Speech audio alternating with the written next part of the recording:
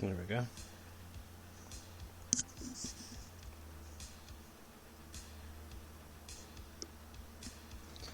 Okay. Let's get this through.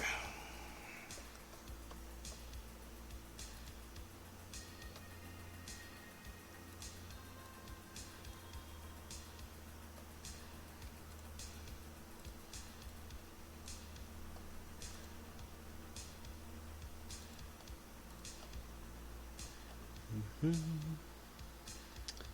going to need this.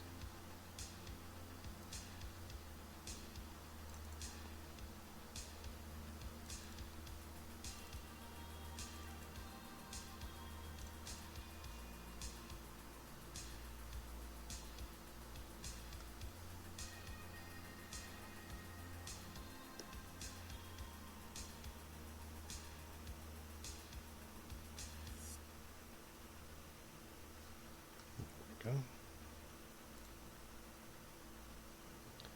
Turn these off.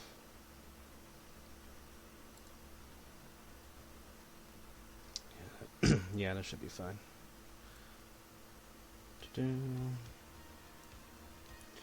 Alright, you're first.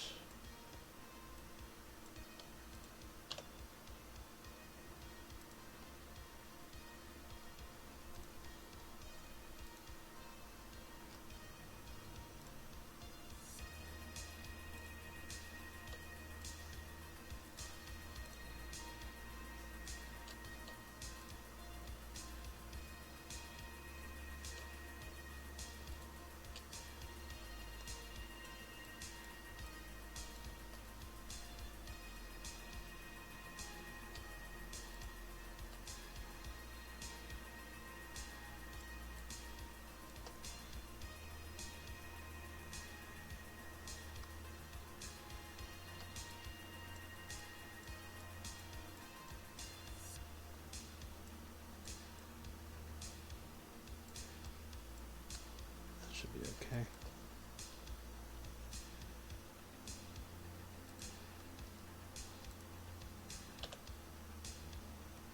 Try yellow. Oh wait, I need to grab this.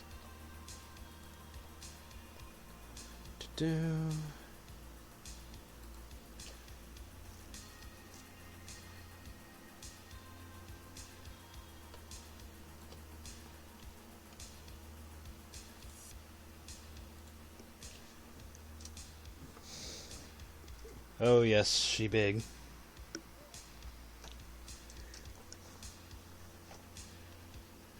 Okay, I think that's good.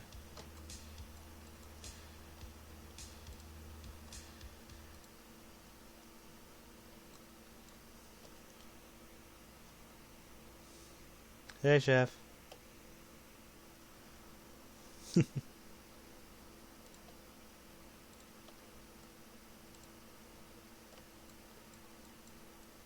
This is gonna be fun coloring this.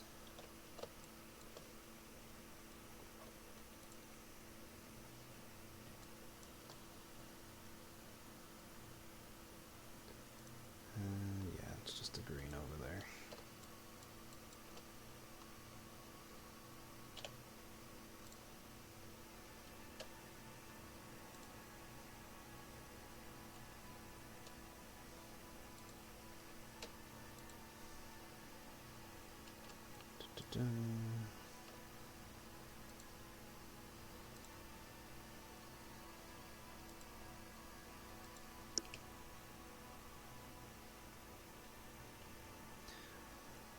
Oh, this is technically not even her actual size.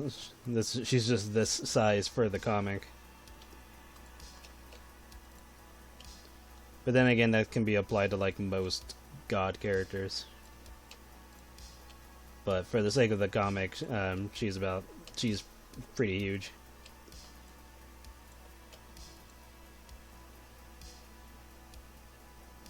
I might have her make a comment on that and saying like, "Oh, do you not recognize me for how small I've gotten?"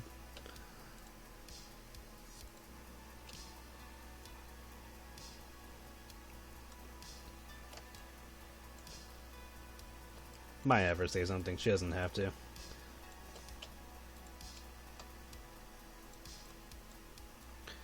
Okay, I think I got all the green.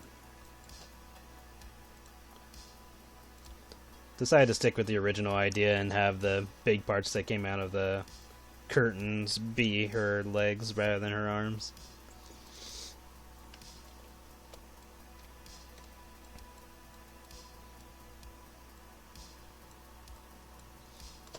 I still have to draw like a like a full body of her at some point because she is fucking gigantic. Okay, so let's go through all the get the green.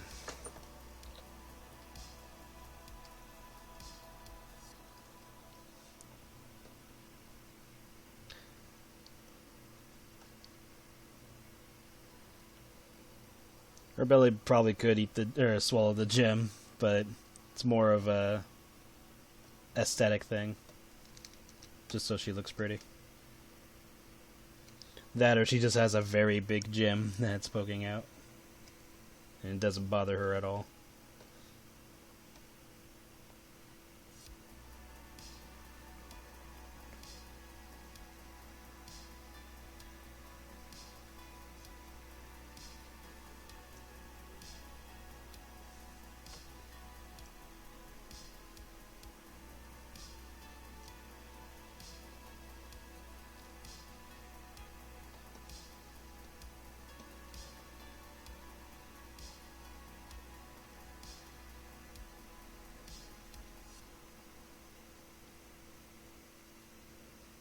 This green, that way she has some spots.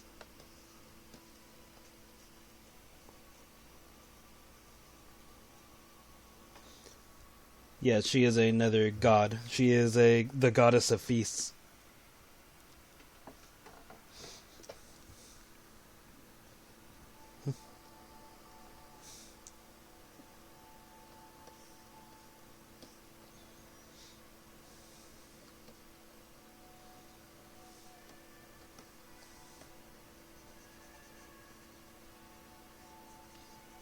Not to be confused with Gluttony, because Gluttony is another character.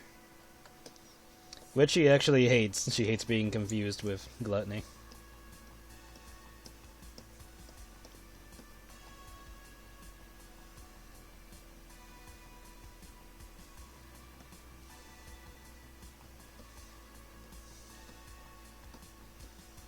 Can color this.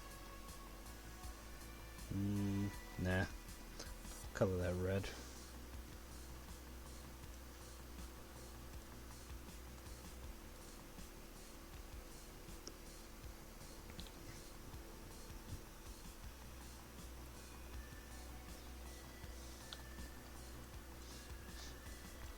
Be funny to have her talk shit about Gluttony. It's like, Gluttony, that fat ass?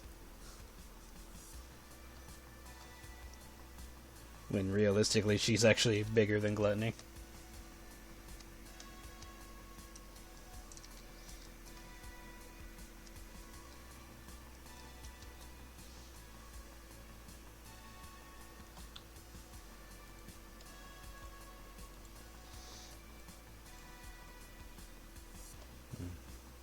She can actually kill Gluttony. Yeah, I probably just need to drink some more water.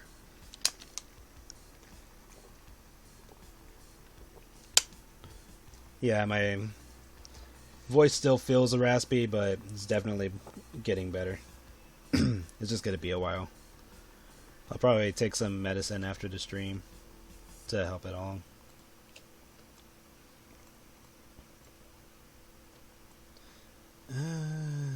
Should I give you red teeth just for the hell of it? I'll think about it. Try to change things up a bit with certain characters so that way they're not too samey in design to others. Yeah. Sorry if I clear my throat too much. If it gets too bad, I'll mute my mic. Yeah, I'm just gonna give her red teeth. Maybe the tusk will be a different color. Yeah, I think I'll switch things up. Have her teeth be red and have the tusk be like a lightish yellow. Probably similar to Skylar's color. And I forgot to draw teeth on that side, so I'll do that in a moment.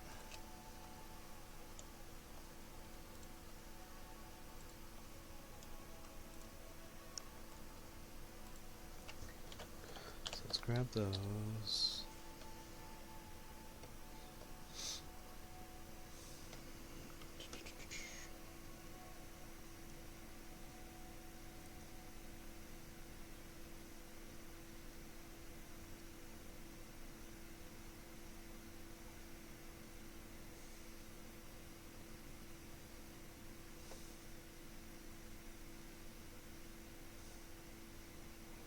That should be fine. Just gotta clean things up.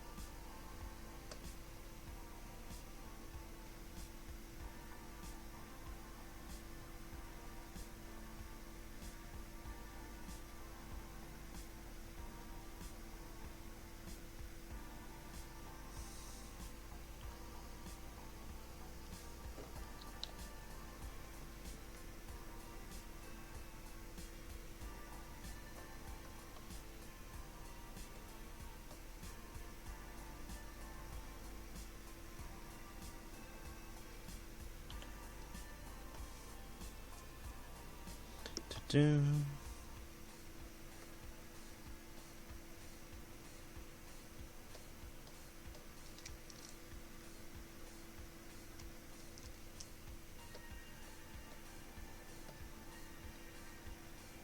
Let's see.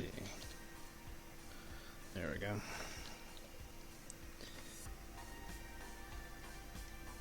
Then, oh yeah, I should probably make her furry antennas red too.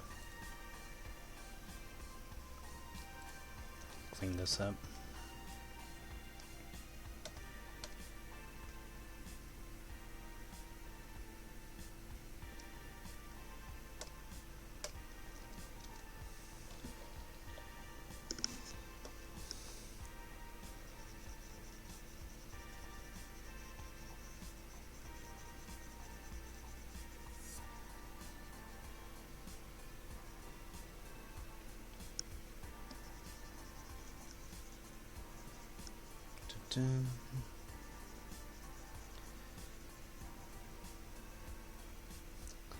Not sure how long I'll go with the stream. Probably 2 hours just for the rough guesstimate.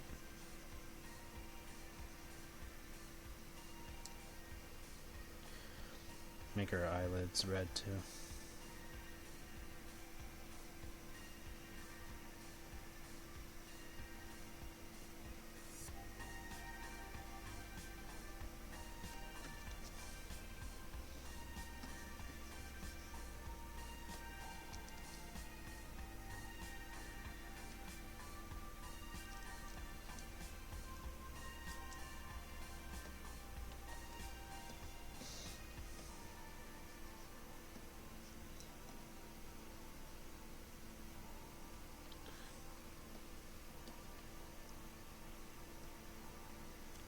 There we go.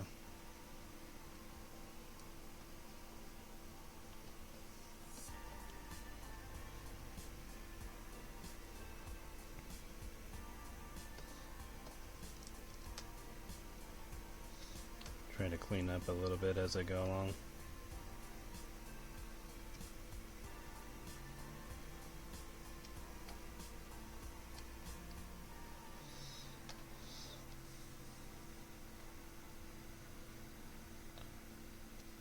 Just so it doesn't look too rough or overly rough.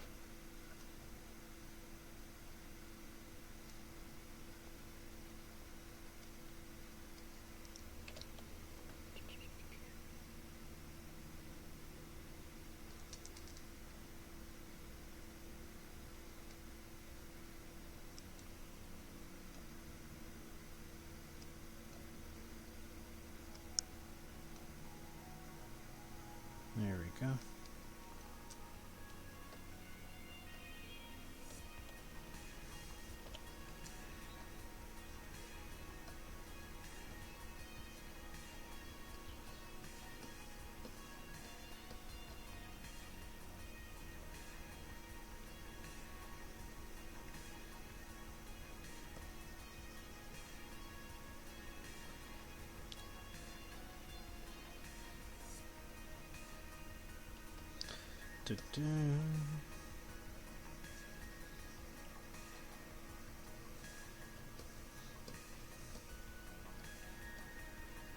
Let's clean out that.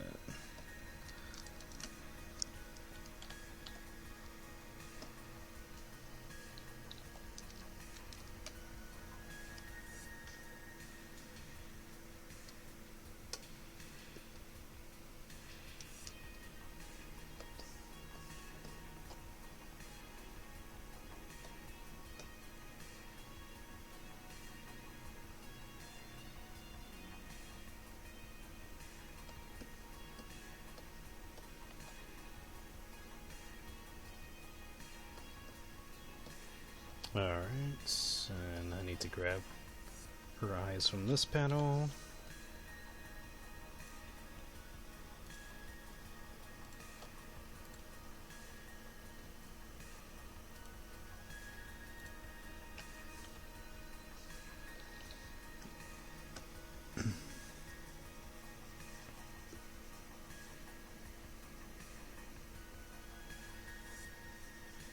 There we go.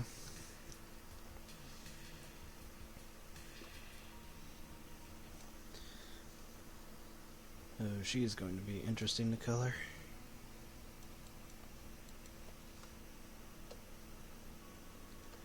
Okay. Go for her butterfly wings.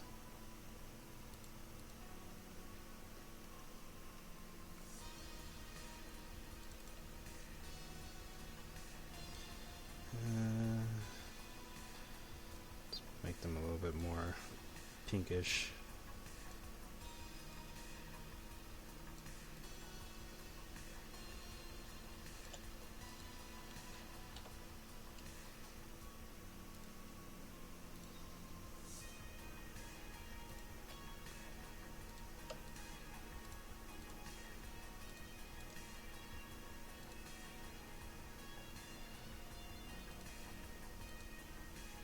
I'll have to fix that. And yeah.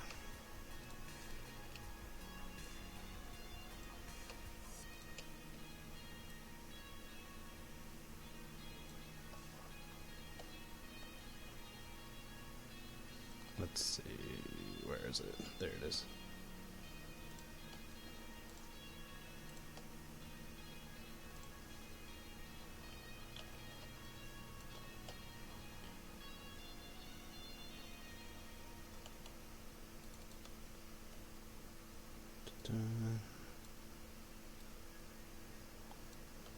Got lightish yellow for the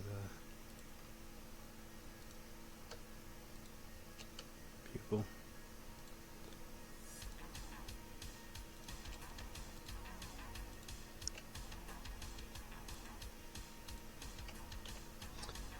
Let me grab that.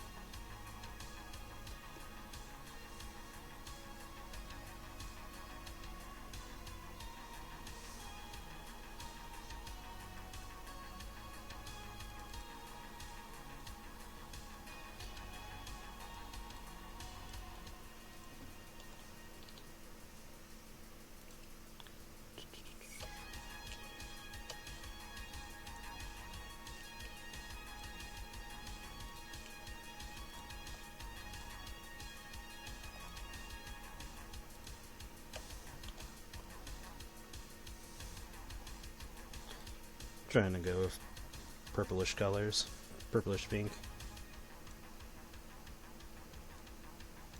Strong darker, yeah.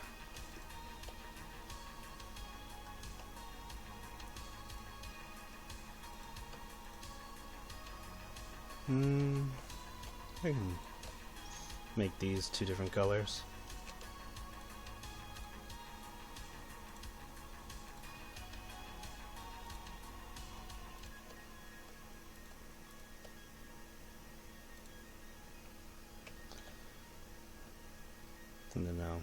Do this again down here. I need to grab the yellow.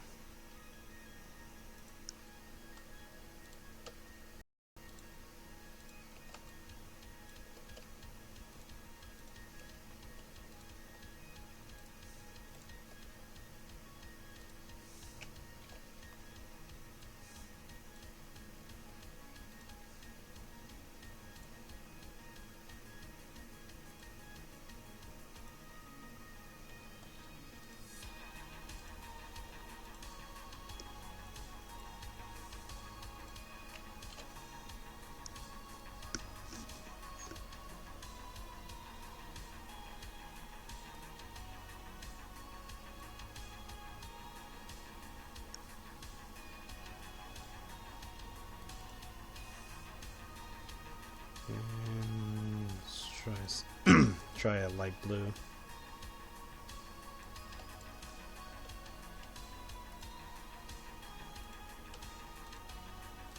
See how this looks.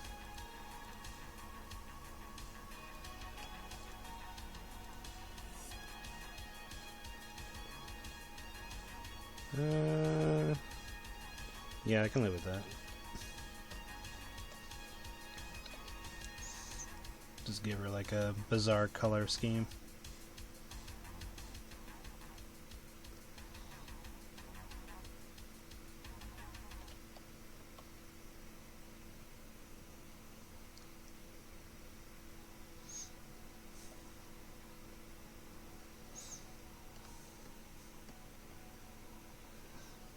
That way it's not meant to look very threatening, but more like, oh, she's trying to look pretty.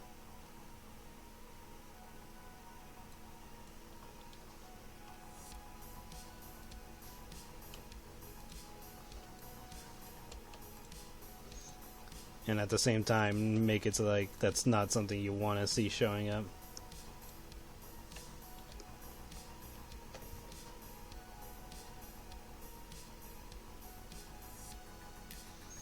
Okay.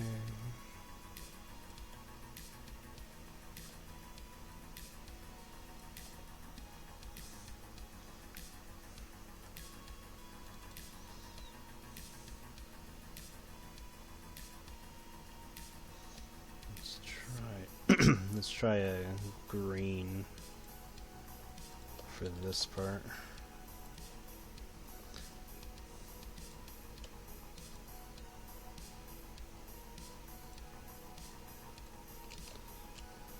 She's supposed to have like some hypnotism.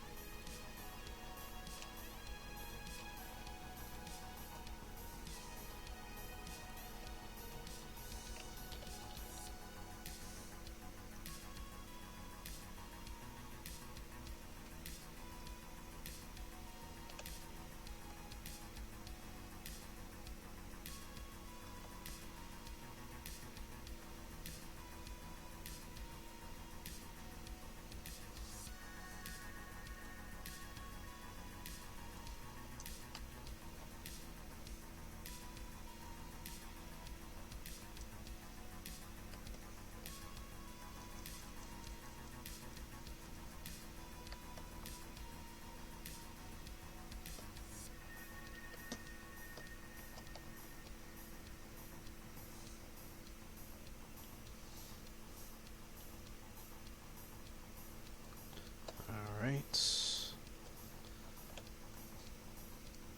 Fit these in.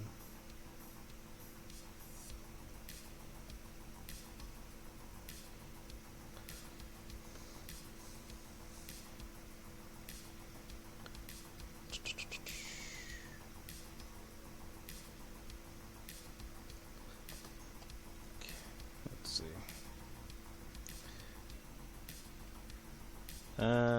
Yeah, that should look fine. And now for the outside. What's a good color?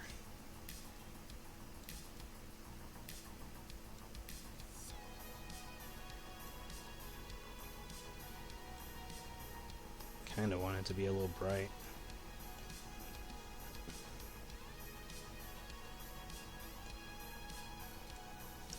Yeah, just give her some flashy colors.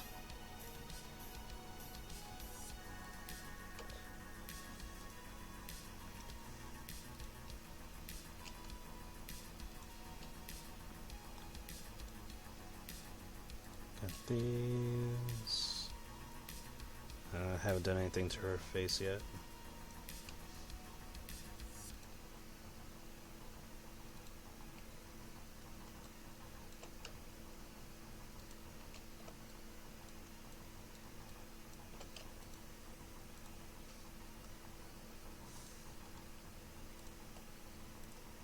See what this looks like.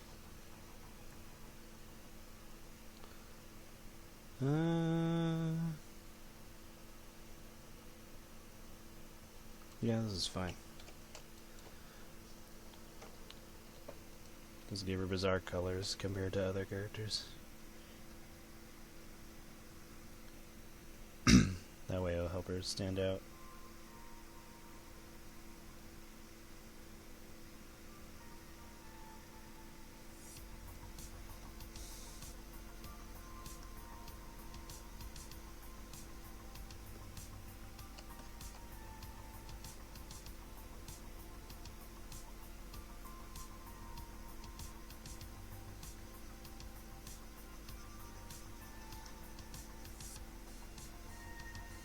And give them like a glow effect.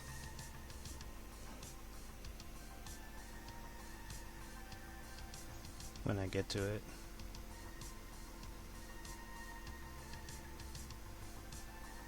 There we go.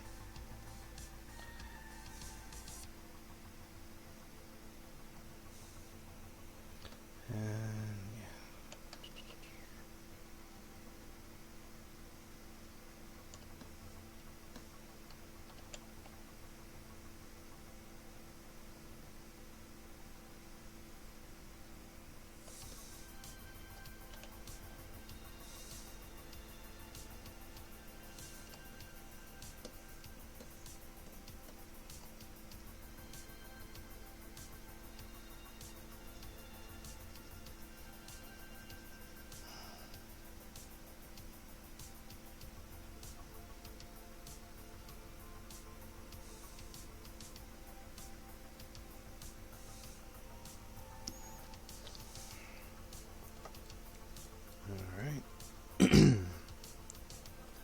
Let's see.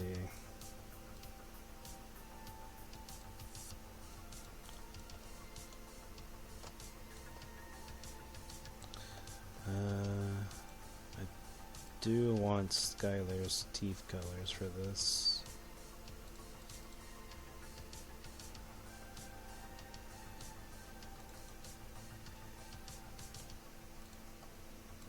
There we go.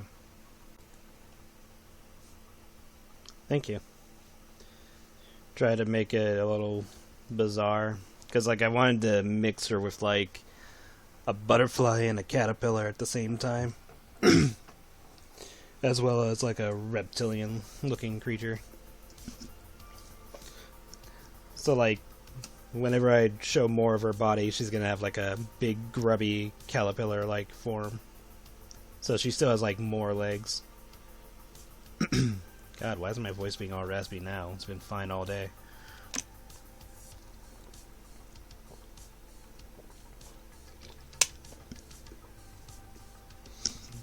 Yeah, she's huge. And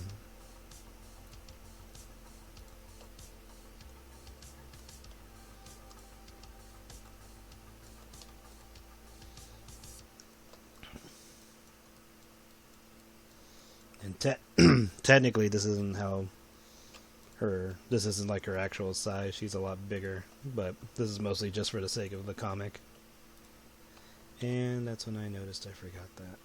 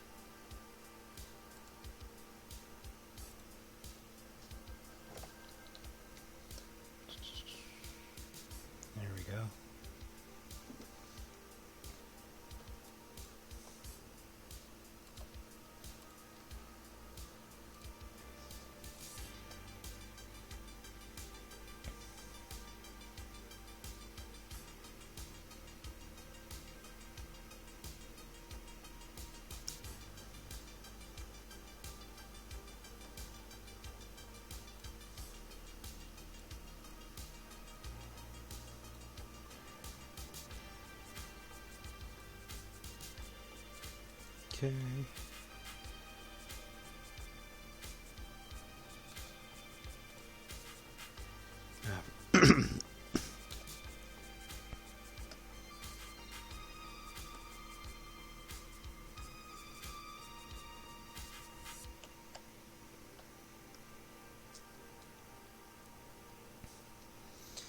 Yeah, they're really fun. Only downside is that they are a pain in the ass to draw over and over and over. But that's the price for having characters like that.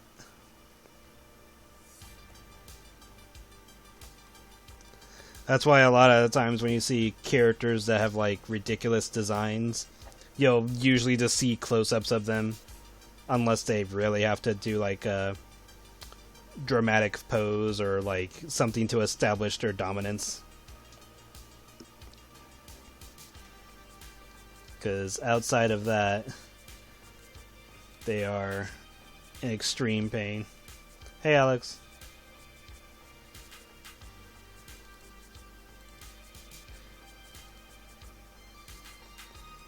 That's why I always dread characters that have multiple colors, because I'm just like, why did I make you like this?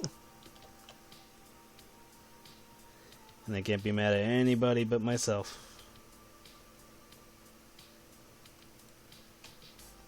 It's literally the saying from Jessica Rabbit. It's like, I'm not bad, I'm just drawn this way. Like, yeah, very true.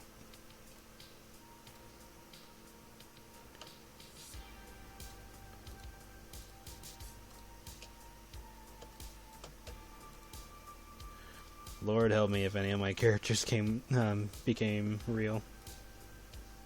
Or came into this reality, I should say. 'Cause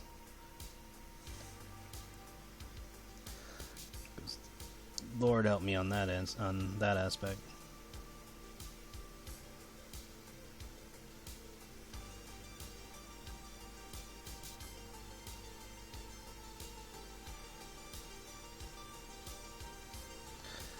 Still debating on her name.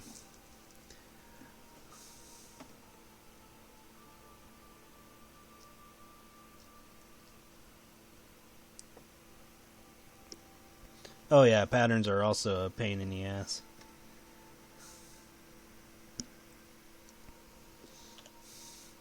Because if a character has like very distinct patterns, then you gotta pay attention to that. Sometimes certain characters can get away with having inconsistent patterns, but that's only if they're not like relevant to anything. But you can't make them like overly inconsistent. Like they still have to be in the general positions and somewhat similar shapes. Like they don't have to be one-to-one the same, but you still gotta pay attention to it.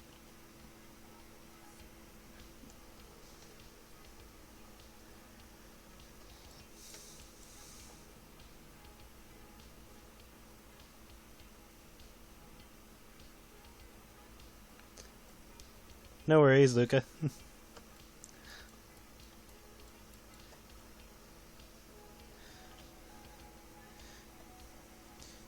And eventually this page will be public, so you won't miss out either way. Or even on Patreon, either way you'll get to see it.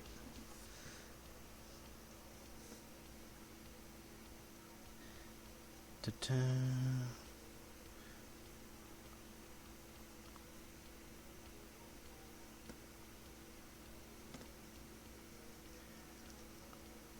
But yes, this is the goddess of feasts. Not to be confused with gluttony, because she hates that. And technically she could kill gluttony if she chose to. But she's not interested in dealing with gluttony.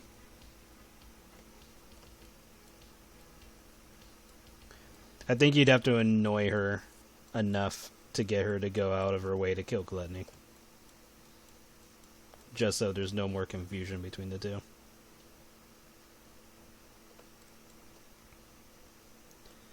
And let's make this a separate piece.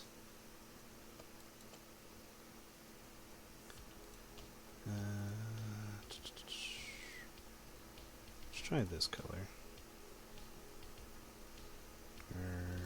Let's try that, and then we'll tweak it.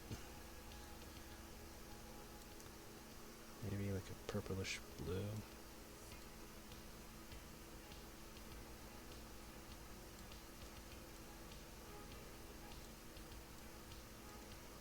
Yeah, that should be fine.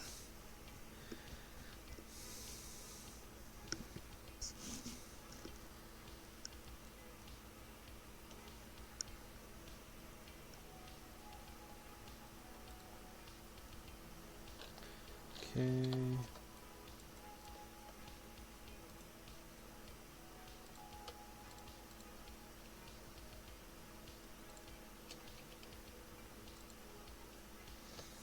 This is probably going to be the same color as their other jewelry.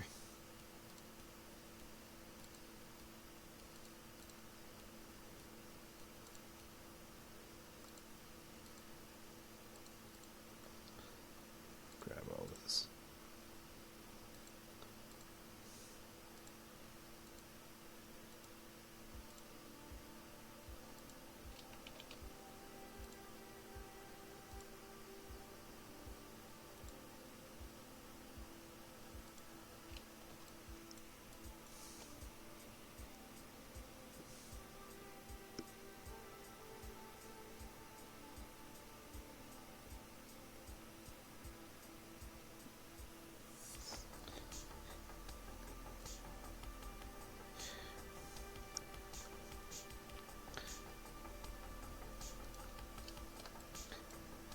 Yeah, like the differences would be like gluttony is just mindless eating, whereas this character is more like overly indulging for the thrill of it, like enjoying the pleasures.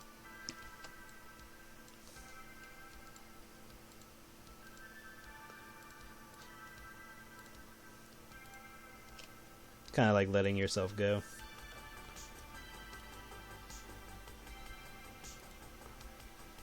Whereas gluttony is just eating for the sake of doing it. And not much else. But there's like other gods for other reasons as well. Like, you know, a god that has to do with love or breeding or stuff like that. Like, there's a god for everything. And then the 7 sins are like a whole separate cast of characters for different reasons.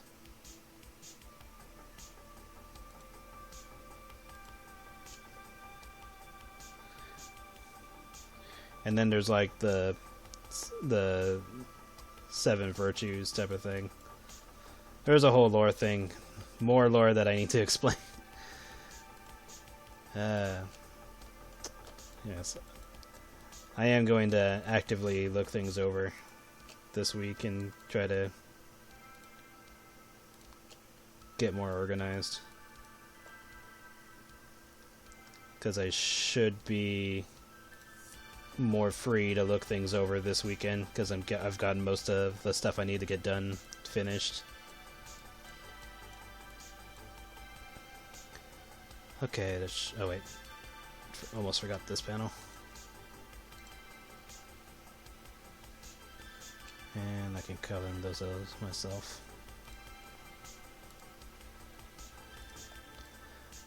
Let's put this in a separate folder just so I don't get confused. There we go.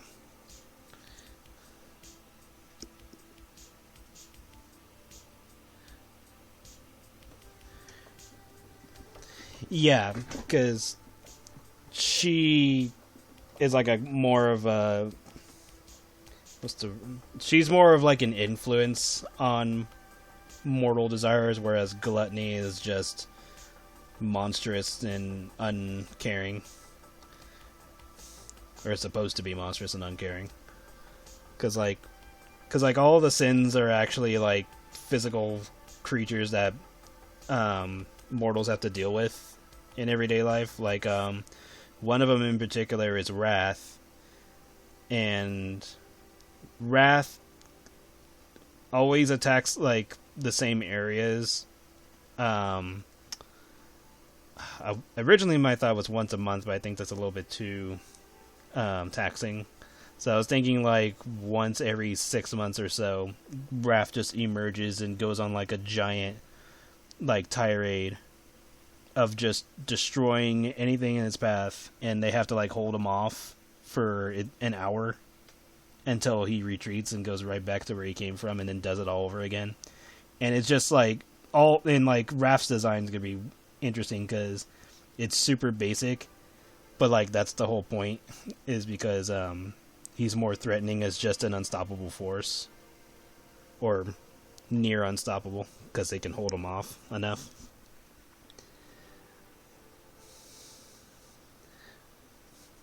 Gluttony is more like a natural. Kinda, yeah. Yeah, like this character is more like she'll influence the temptation of like just indulge and live life to the fullest. Like, oh, you could die at any moment. It's like why not just let yourself go and have fun, even if it's unsightly. Because eventually I'll do like a comic where she influences somebody to just let themselves go, and it's just like almost grotesque because it's like, oh geez, you really did not care. At least in Kiwi's case, Kiwi can take it. But if it was just like a normal person, then it's like, okay, there might be some straining here and there. Unless she just helps them out and it's like, oh, here, let's make this stomach a little bit more expansive, or something like that. And that's it, assuming she even cares enough to go that far. And most of the gods in this series don't have to interact with mortals. They just choose to, because it's fun. And then I need to show that they don't just interact with people on Earth, or it's called Utopia, but they don't always interact on the same worlds. They do it on other planets too, because they technically exist everywhere.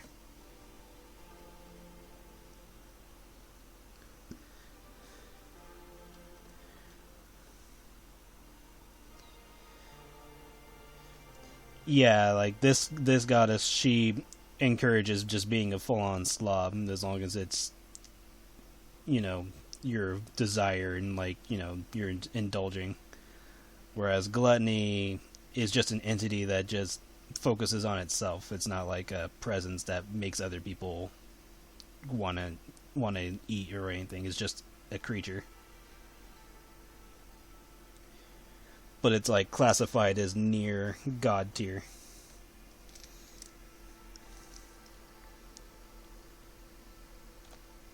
Because the sins are almost as annoying as other divine entities. Or godlike entities. It's a whole class system thing. Like, a lot of this stuff I've been thinking about for like, God, how long has it been? Well, some things have changed over the years, but at least a decade. At minimum. And a lot of these characters are like really old. Like a lot of them I've had since high school. And that was like back in 2003, if I had to think about it. And then some characters I've had even before then, so just a big list of things I've been holding on to for years and then finally getting around to doing something with it.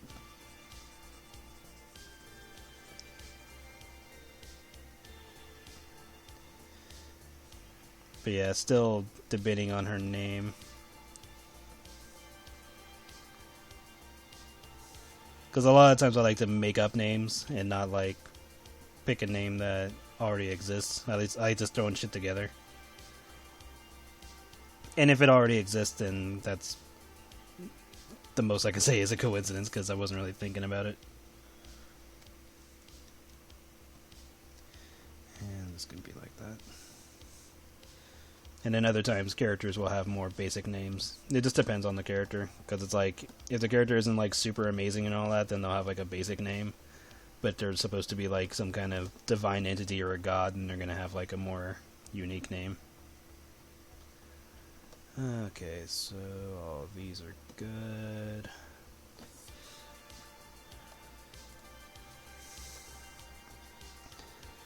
Let's color her gem. Let's make it like a magenta or a raspberry color.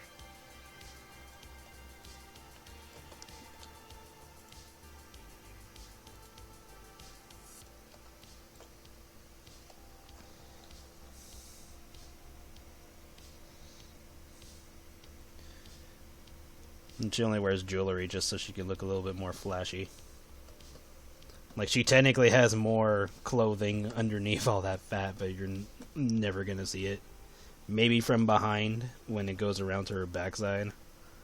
But that's kind of it. Like, you'll likely never see it.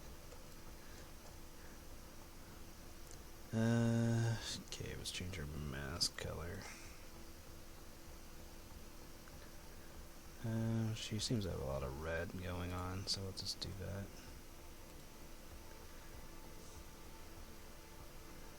We'll change this a bit.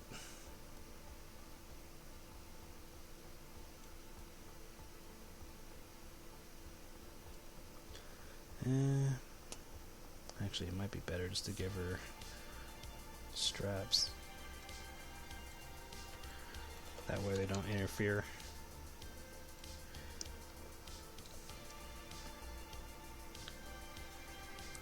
Make him look a little old.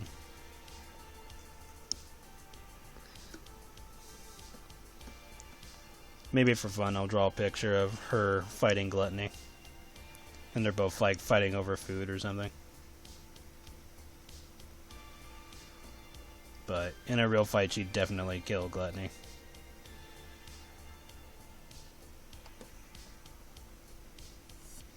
Like, she would not hesitate.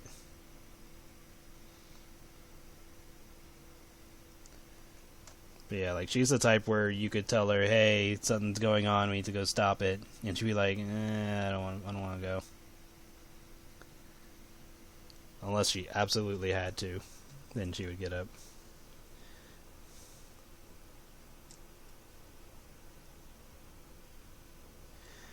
I have an old picture of Gluttony. Let me grab it. It's definitely going to get updated. Where am I going? Because there's a slight updated version of her. I think it's in here. Gluttony. No, it's not in this one.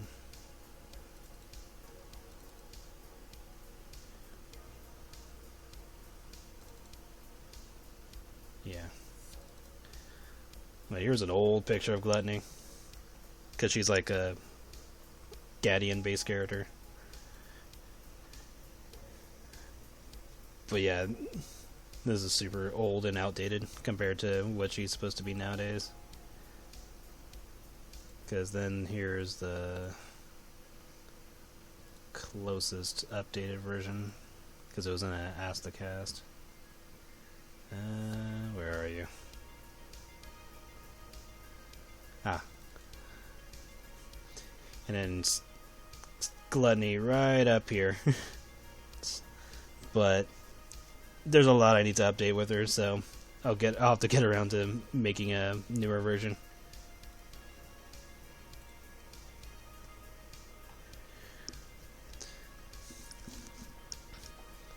But yeah, I'll probably, when I do update her, I'm gonna go crazy with her design to make her more bizarre looking.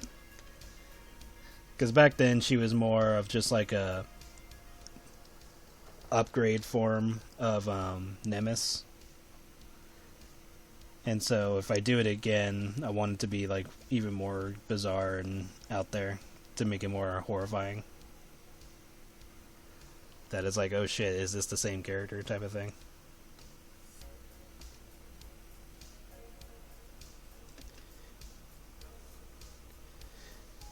Yeah, because the whole idea is that she's just horrific to look at, and then all she does is just stuff her face.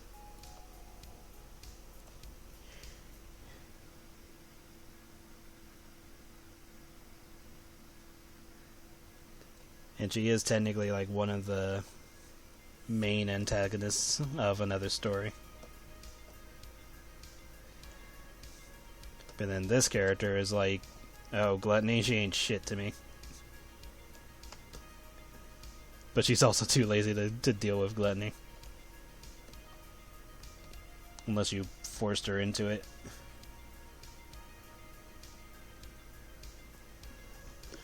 But luckily for her, in the storyline, she'll never have to interact with Gluttony.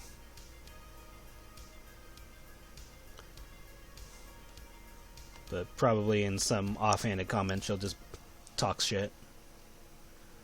Okay, so did that. Kind of want to color this a bright color, but I don't want it to distract from her too much.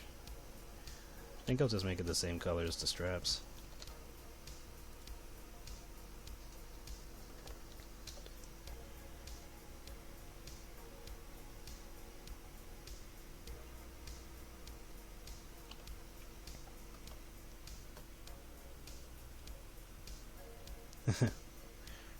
Yeah, maybe for fun, I'll just have them both just fooling around. Just put them both on the same page.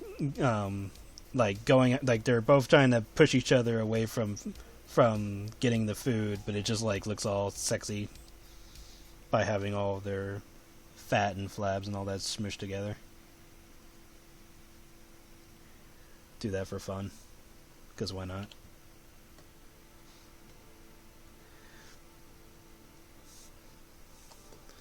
It's like, it's not canon. Let's let them do something ridiculous. Let's clean this a bit.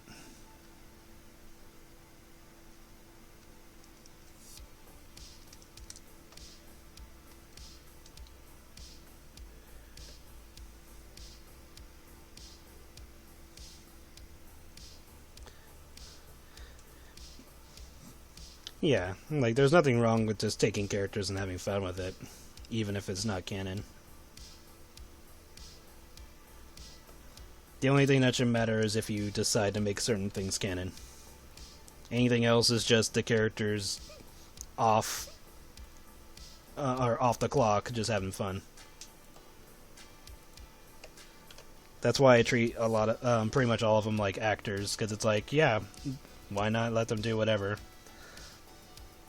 That's why when I was doing commissions, and when people would commission my characters, they would ask me like, "Oh, is this okay?" I'm like, "Yeah, why not?"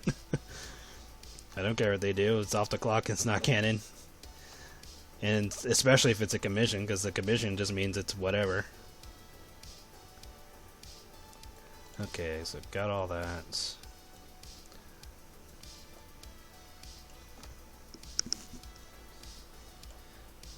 I was debating on if I wanted her mouth and neck to be different colors from the rest of her body. Let's experiment. If I don't like it, I don't have to keep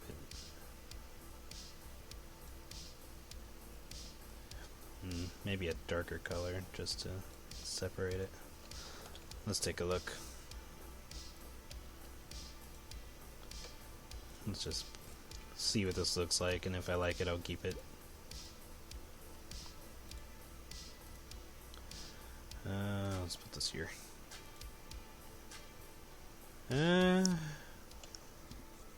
Not awful, but do I want it a brighter color, maybe? Now that's just a no, because that could kind of look like a certain type of dragon. I'm not opposed to it. Maybe a little darker. Try not to match the tusk. And that's a little too close to it. Add some color.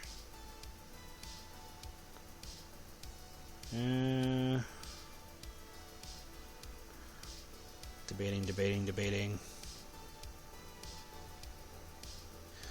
Let's make it a little bit darker and give it some color. Okay, I'm okay with this. That way she's not like just overly yellow. I mean, she already is, but that way her face can get some distinction.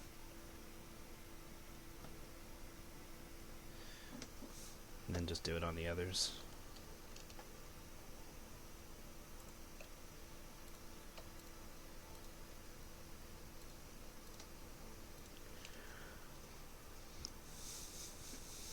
Embrace horny, reject canon. No, I will do both.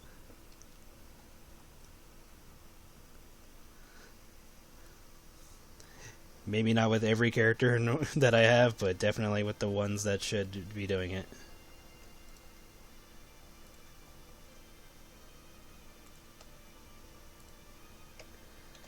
Yeah, there we go.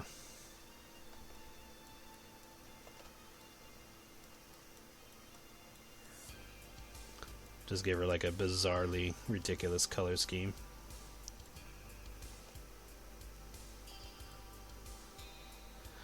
Okay. Now to color her jewelry.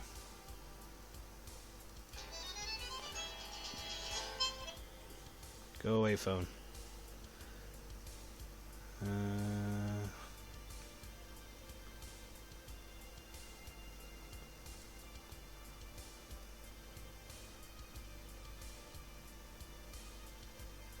Let's go for like a bluish color.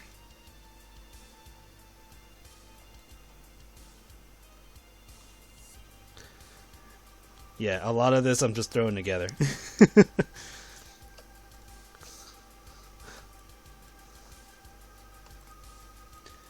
That's kind of what art is to begin with. You just kind of keep going until it looks good. Oh yeah, I need to get the rest of her mouth on that side. That's why sometimes when it comes to like people asking, "Oh, what techniques do you do?" Sometimes artists don't have an answer to that because they were just kind of winging it in certain cases. Like obviously you have to have like some knowledge in what you're doing, but other times it's just like, oh no, I just adjusted the layers until this looked good. And then that was it. That was the extent of the thought. And just for the sake of making her a little bit more lewd, let's add some jewels to her breastplate.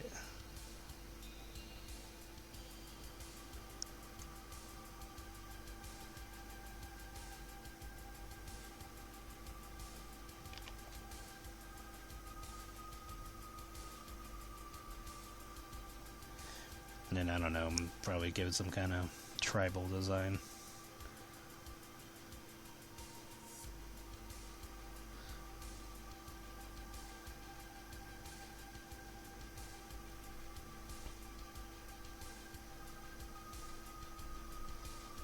I'm gonna hate myself for this later, but whatever. Looks good.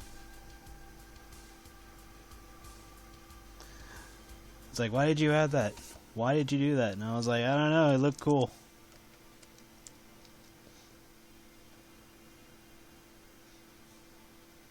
It's kind of like those aliens from Invader-Zim, where they added in a whole bunch of, where they turned Mars into a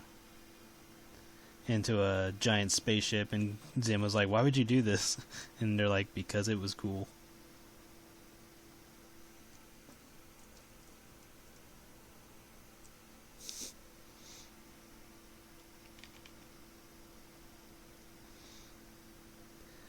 Note to self, draw a circle first and then add the arms.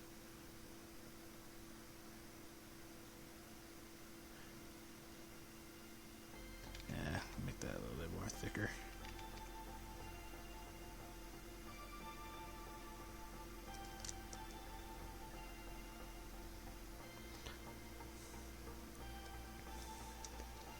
There we go. Have a little bit more variety on her.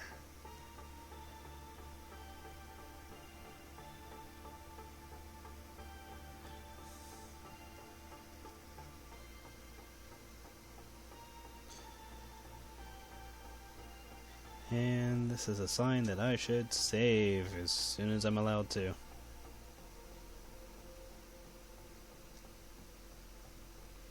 Swear to God if you crash. Save, damn it, save. Good.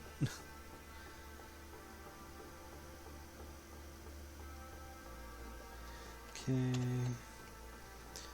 And we'll just have these be the same colors as the straps.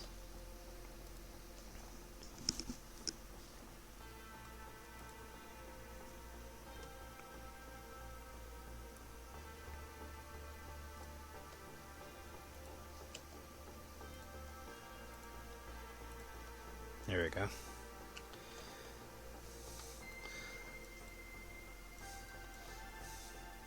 It's like, that's her nipple. It's like, yeah, it could be.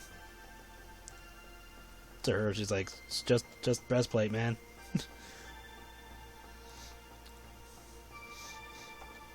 Honestly, her being lewd is probably the furthest from her mind. She's probably not even thinking about it.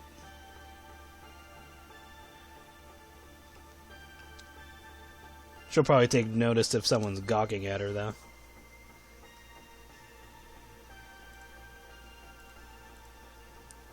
And then she'll, like, immediately pick up on it. It's like, oh, you're into this. And then she'll probably say something like, well, at least you have good taste, immortal.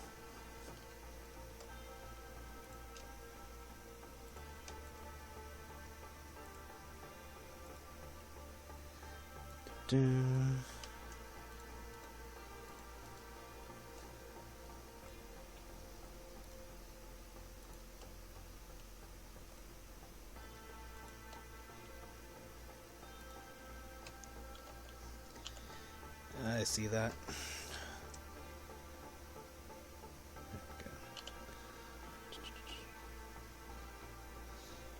But yeah, she's like some kind of reptile, bug, dragon thing. I don't know. I just threw shit together and thought it'd be cool. The extent of my thoughts on designing her.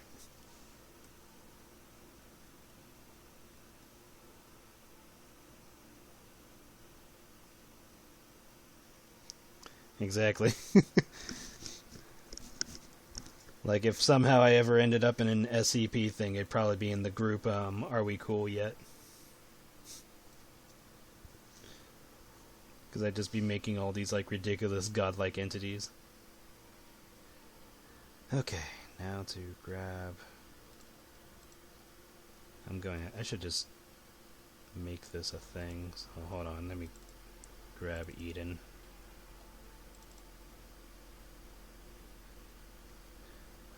Where's the panel that has the best example? Ah, there it is.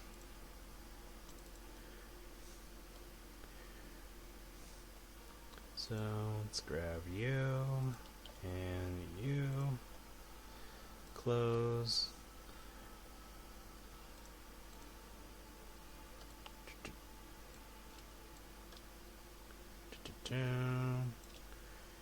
And for the sake of my sanity, this is how it will be done.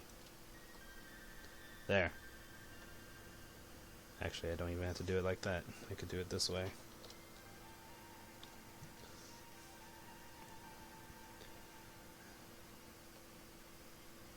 Just that, and then...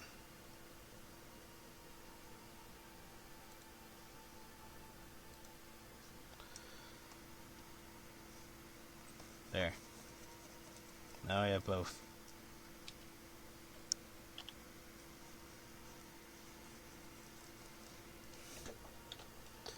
Save. There. Now I never have to think about that again.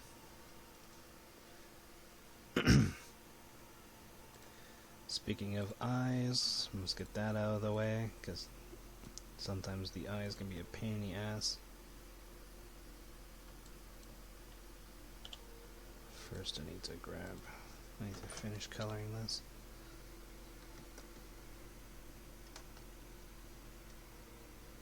There we go.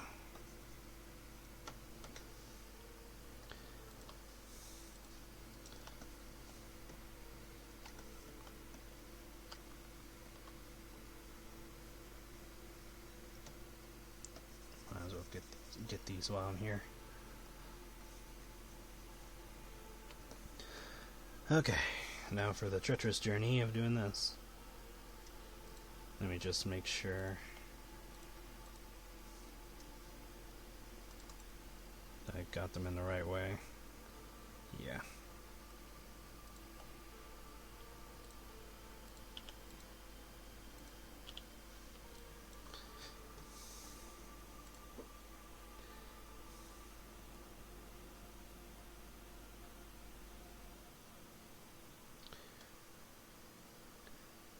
Oh yeah. She has a strong neck to keep those titties up.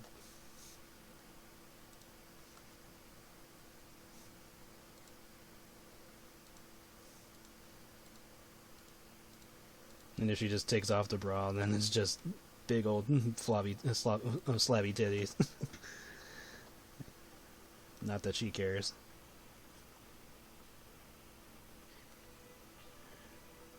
People were like, damn. And she's like, what?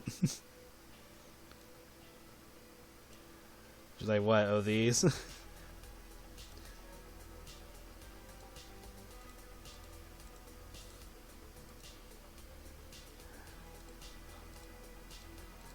I was like half tempted of giving her more boobs, but I was like, I can save that for another character. She's already got enough. She's got enough going on.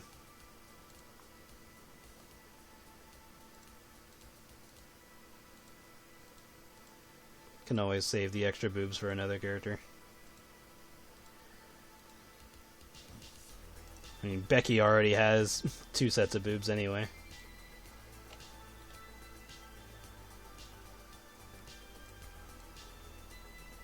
Jesus, this is at 385%. What does this look like at 100? Oh yeah, most of these fucking details I'm doing you're not even gonna fucking notice. That's me all the time. It's like, oh yeah, I'm gonna put in this detail, this detail, this detail, and then I'm finished, and then I'm like looking at it going like, oh, you guys are never gonna see this.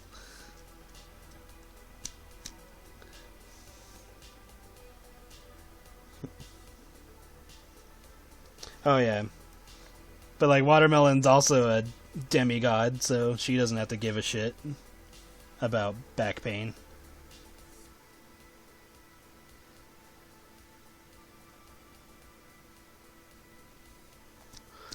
She's like, oh yeah, my tits are like Z cups. Like, yeah, and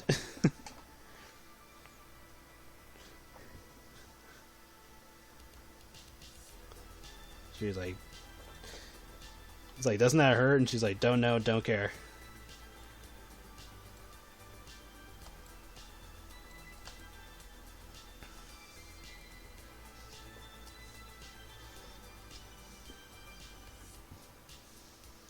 Yeah.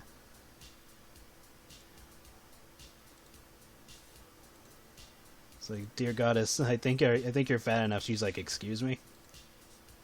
I will let you know if I'm fat enough.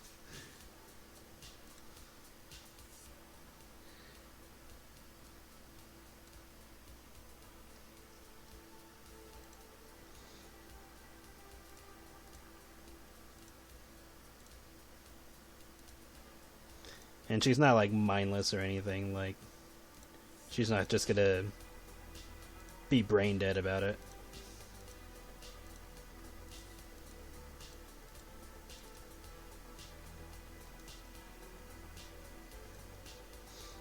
But at the same time, don't tell her what to do.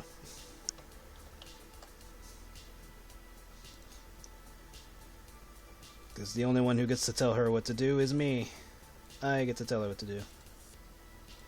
And I tell her to do whatever the fuck she wants to do.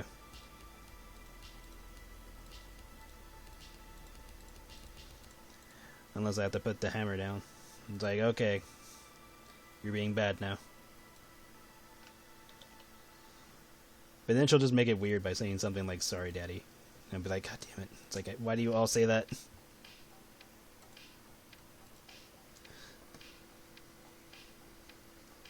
Some of the characters will do that on purpose just to mess with me. While others will be more sincere about it. Like, Blueberry Jam would say it more sincerely, whereas Kitsune would do it on purpose. Becky is kind of a coin flip. She'll probably be an asshole about it.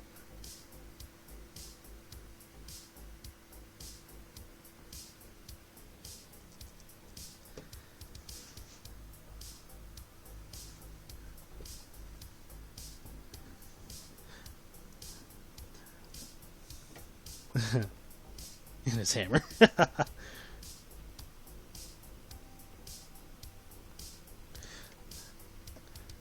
Marcy's not even the biggest mortal, not by a long shot. You also have to take into account that giants exist in their world, so that's a whole other thing to think about.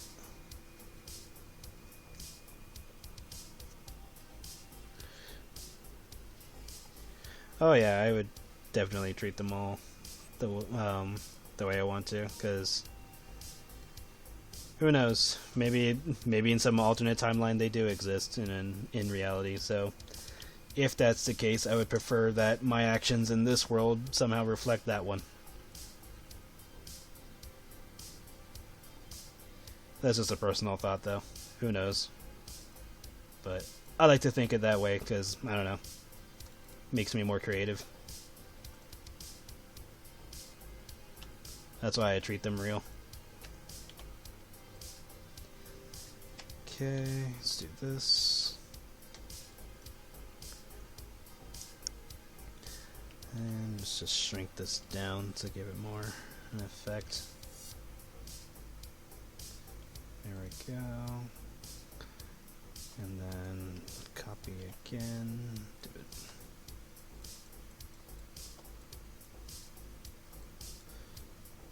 This eye. And these. Yeah, might have to do it up here.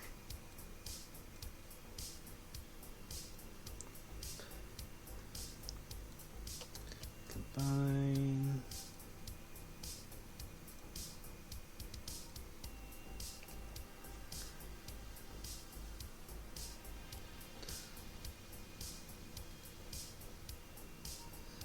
$50 or $70? 70 looks fine. Not even gonna fucking tell. I don't even know why I bothered doing it here. Can barely tell I did that.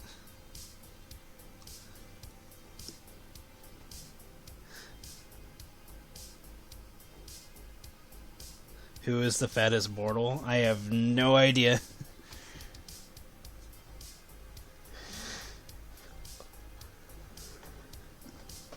Probably some character I haven't made yet, because yeah, you have to remember, Marcy's situation is way more tame compared to like other characters who either get influenced by this god or are just slobs or any other situation. Because Marcy is more manageable. Other characters will definitely be more slobbish.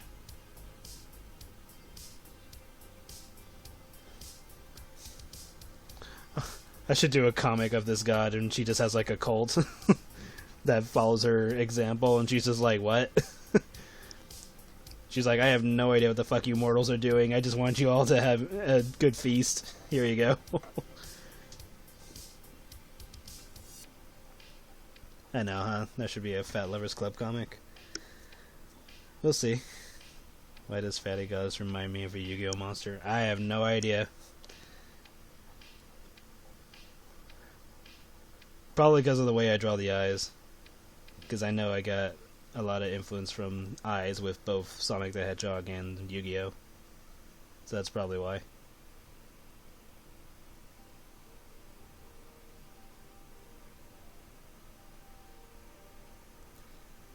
Okay, so did all that. Is she done? I think she is done. Yes, I don't see anything else I need to mess with.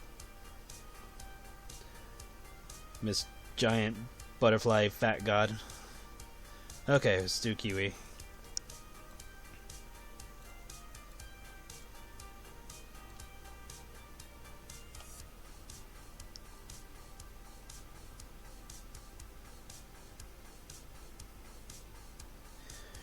I'm a lot more influenced on Sonic the Hedgehog stuff And it varies because, like, obviously different characters get different eyes and stuff like that. Yu-Gi-Oh! The most is just eyes and maybe some line stuff like around here, but most of which is just the eyes. Sonic has been always an influence on a lot of stuff. That's why characters like Jolly or even Lemon Lime have that influence. It's like she's more Cream or Tails-ish because of how the eyes are and stuff like that, and obviously the mouth. So stuff like that.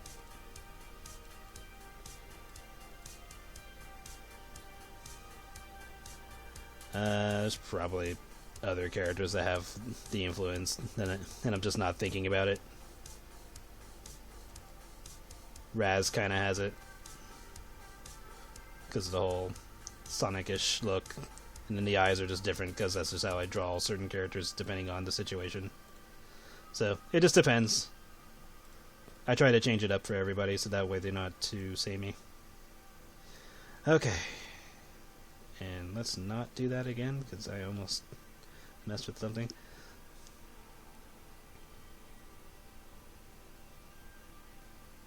The flower petals, maybe.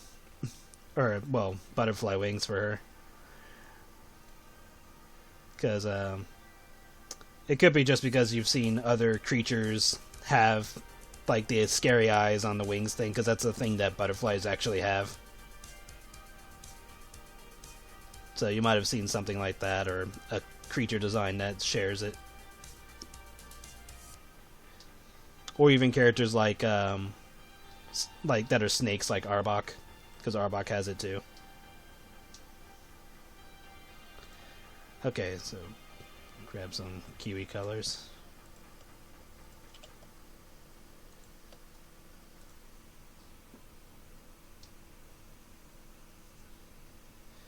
Yeah, my style is like a mix of multiple things, because I grew up reading Sonic the Hedgehog, Marvel, DC comics, mostly influenced by Spider-Man, X-Men, Sonic the Hedgehog related stuff, a bit of Gundam in some cases, just a shit ton of 90s stuff, honestly.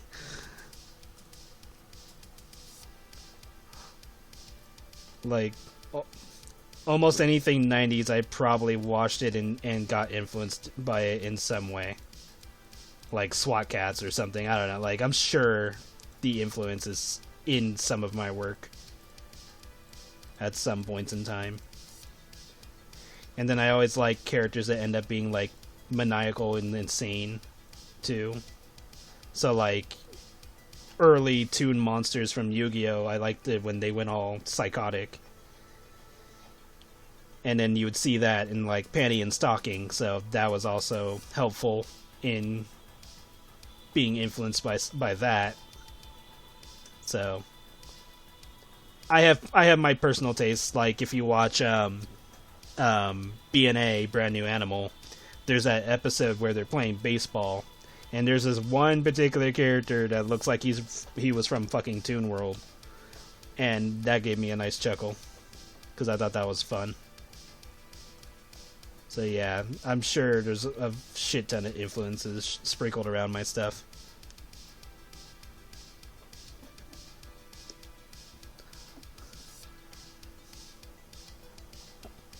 I have seen a giant chunk of shows, especially from the 90s, so even if I didn't, like, binge everything, I probably watched it enough to be like, oh yeah, that's cool. And it be tucked away at the back of my mind as some form of influence. So I'm sure something's there.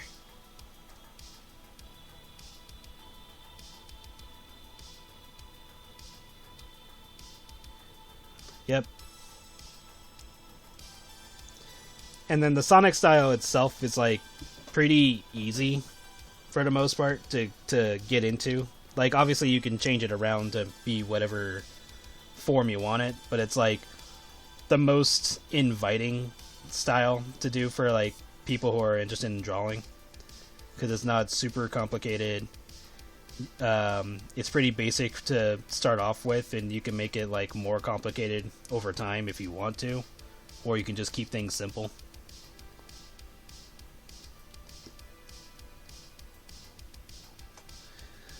I'm surprised I haven't drawn a fat moth girl yet. Currently I have 2 moth characters. I can show you both of them. One needs to either get colored or updated. Where are you? Ah, here you are. Because she's shown up in As the Cast, I just hadn't gotten around to coloring her main artwork. So this is Ida. She's not fat, but she's a moth character. And then I'll grab what she looks like from the As the Cast. Where are you? Ah, here you are.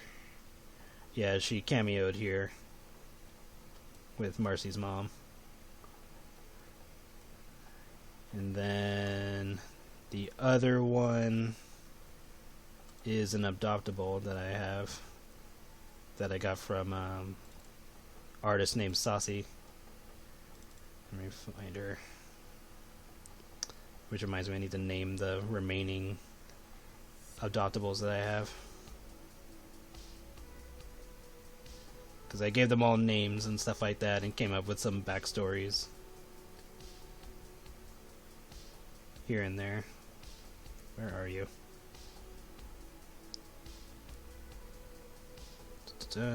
Scroll, scroll, scroll. Wish this would load faster. Ah, there she is. Get both of them. So here she is.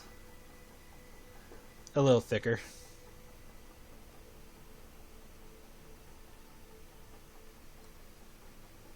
And then her without her clothing. So yeah, I'll draw her the way I draw the characters. But yeah, she is a character that I will use in the future. She's not new. I've had her for, I want to say, a year now. Like, there's a list of adoptable characters I have.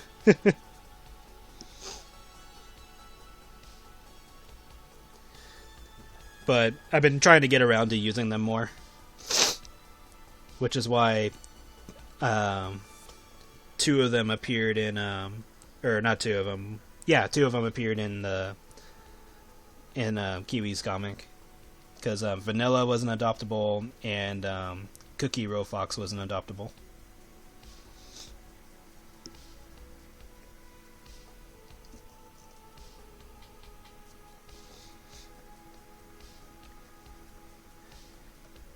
And no, not all of them will involve weight gain. Some will, some won't. Some might actually be the feeder.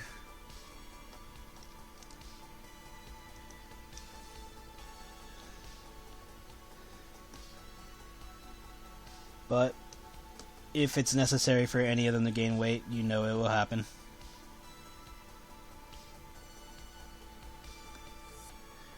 And if not, I can always make a character to fulfill the role, so that way they can have fun. Oops. That is the eraser. Let's not use the eraser. Let's use the pen. There we go. There we go.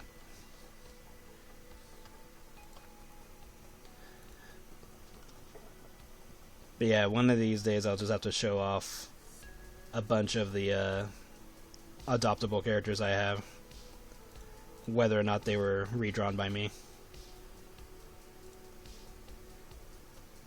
and just show you stuff that I have planned out. There's a lot.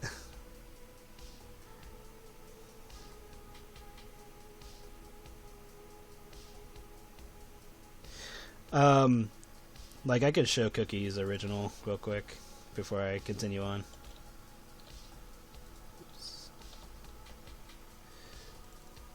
Because like this was all I got with her design when I first got her. So at first she just looked like an older character. That was just like, okay, she's a robot and she's like a cook. Maybe she might get pissy if someone's being like a little childish or something. But then I was like, I want her to be a little bit more pushy with the whole cooking thing, so that's why I made her like this. Made her more crazy. Like the idea was that she was like a what's the word I'm looking for? A recalled robot because of programming issues or something, and so they like discontinued making them.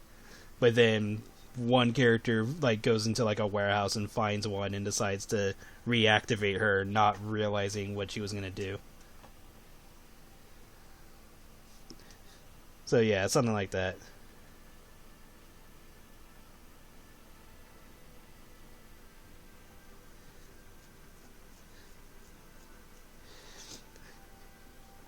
So yeah, I just made her more crazy. So that's the idea, at least. So whenever it's like some of these characters will be showing up in like secret comics, the I Had Secret comics, because again, like the whole point of secrets is just for characters that don't have a lot going on. I'm just gonna give them like a short comic, maybe like 26 pages, maybe 30 at most, similar to Fat Blake's comic. So that way, there's a comic for them to get a spotlight in. It's not super long, gets to the point, and if I want to use the character again, I can. There's nothing stopping me from making more comics of the characters, but it's just so to put something out for them. So it's like, okay, here's a short comic about them. Maybe there'll be more in the future. For now, here's a little something. Yeah, I like going for crazy character tones a lot of the times, and I know you guys have noticed that sometimes I do the whole dark or horror like themes, such as what happened in I Had Neutral Ending Chapter 5. So I know some of you have noticed that, but then there's other times I keep it wholesome.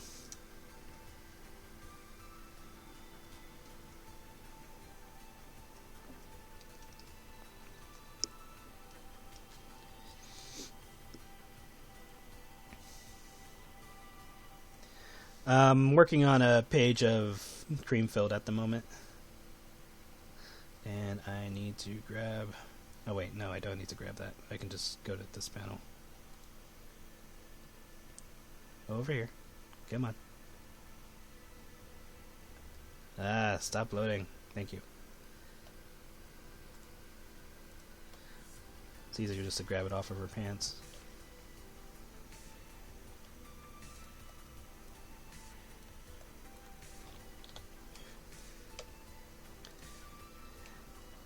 But yeah, I just have a lot of ideas and I just need a moment to sit down and go over the plans I have. I just kind of got set back when I got sick, so trying to catch up on a lot of work. I want to get another page out this week if I can.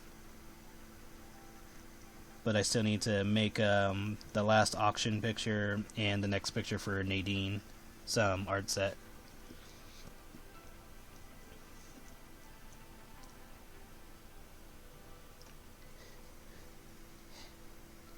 Yeah, like I'll do more darker themes. Just for in chapter 5's case, I felt there was like I did a little bit too much that didn't line up to how I wanted I Had to be, and that's why I did the reboot. Because there was just information and other elements that I just felt wasn't the way I wanted, and that's why I redid a lot of things with True Ending. And then Bad Ending was just dumb fun. Like, I had already done True Ending at that point, so it was like, okay, I can do something ridiculous because it's not canon. So that's why Bad Ending was a lot more sinister and sadistic. and pretty messed up for what Marcy does to Skylar.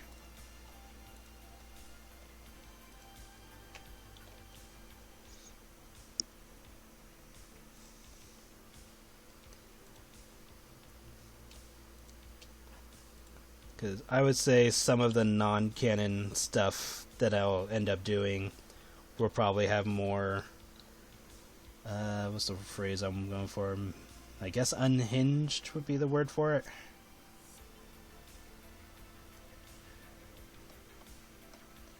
It just gives me more freedom since it's not canon. And let's erase this. I'll have to darken it.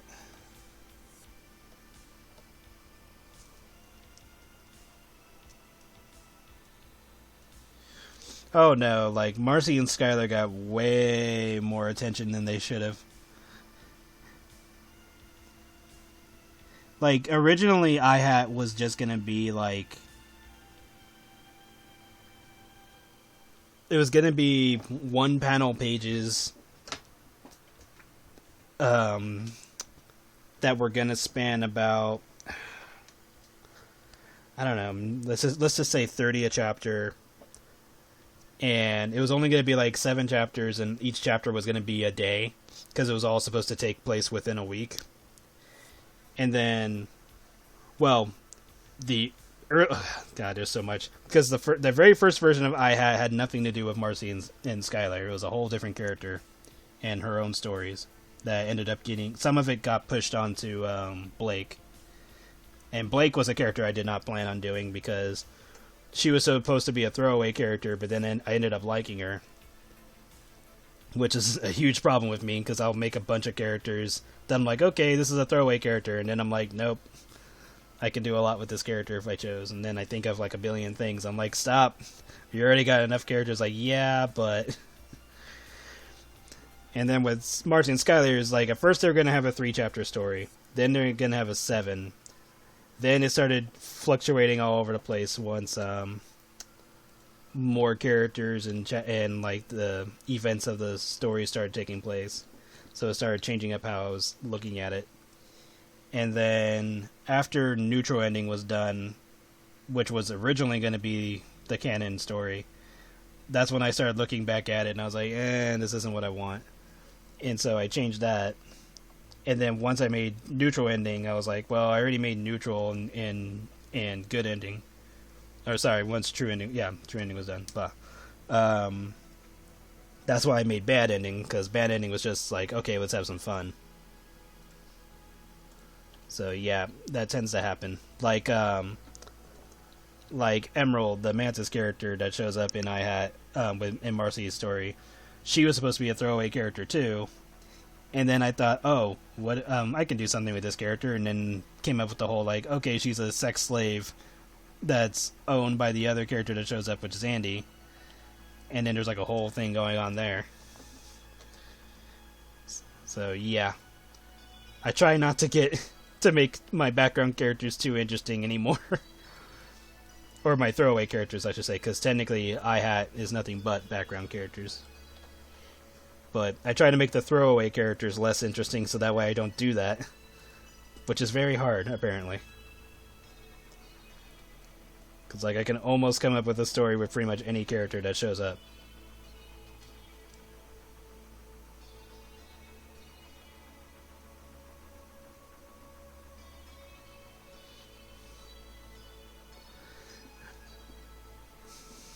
Oh yeah, Bad Ending where basically it's like a role reversal with Marcy and Skylar was fun because I knew a lot of people would not expect that.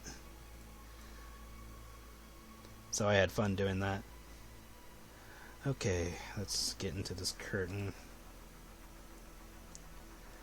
The question is...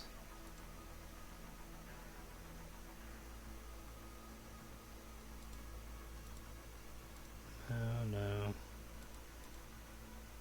No. Oh, you know what? It's probably in this layer.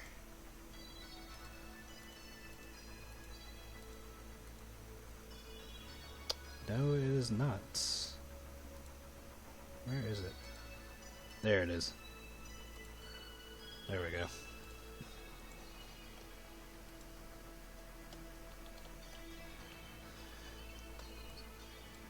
So yeah, if you ever see a throwaway character that has a little bit too much design going on, they might have a backstory. See, the problem is I did too much with my throwaway characters, like Blake, for example. Like, I gave her scars and stuff like that. And originally she was going to be goth and be a pyromaniac. But then I got too attached to the character, and I was like, okay, let's change this up. And so I gave some of the ideas to the original iHack character. Gave some of the ideas from that character to Blake. So that's why Blake got more fleshed out.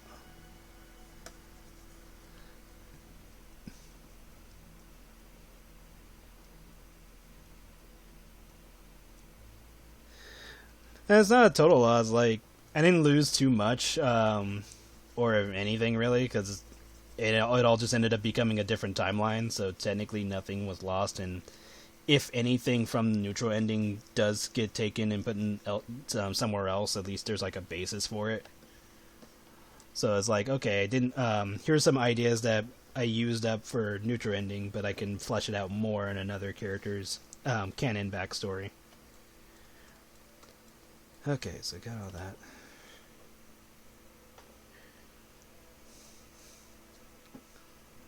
So it's more like, if it got used elsewhere, it'll probably be used more refinedly in the canon setting.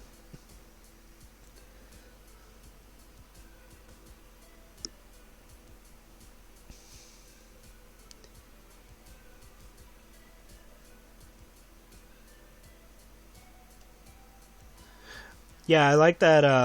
A lot of people told me that they didn't normally read like weight gain comics or dark comics, or whatever the theme was that caught their eye.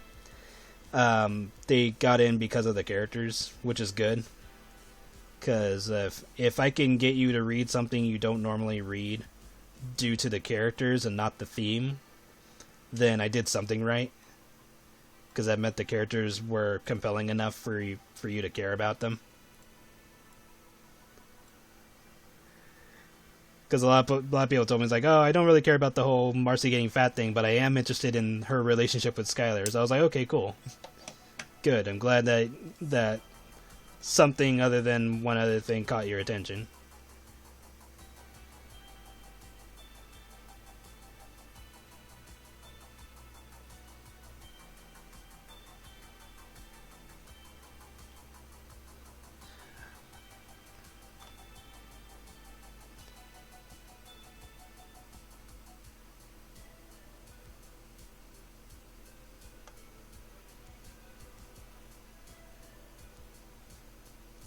Oh, the pig character? Yeah, she was in the neutral endings like bonus comic or bonus chapter, and she was originally going to be a Black Circus member. But then after I made True Ending and then revised the Black Circus characters, she got pushed out, but she still is a character, so she's just a vampire.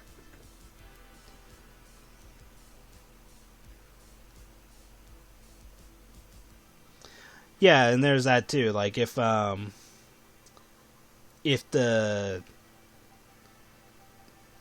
weight gain characters, or if the weight gain story like initially pulled you in, but then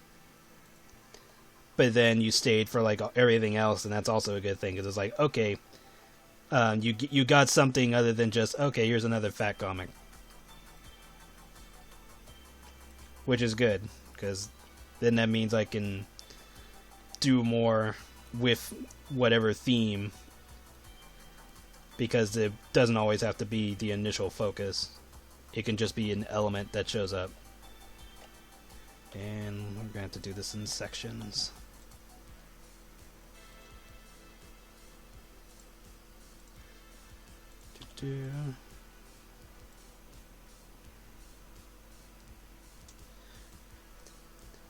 Yeah, like it's like either way, it's a good thing that some part of the comic gained your attention, whether it have been the weight gain or if it had just been the characters and the storyline that they were going through. Yes, blame me. Do it.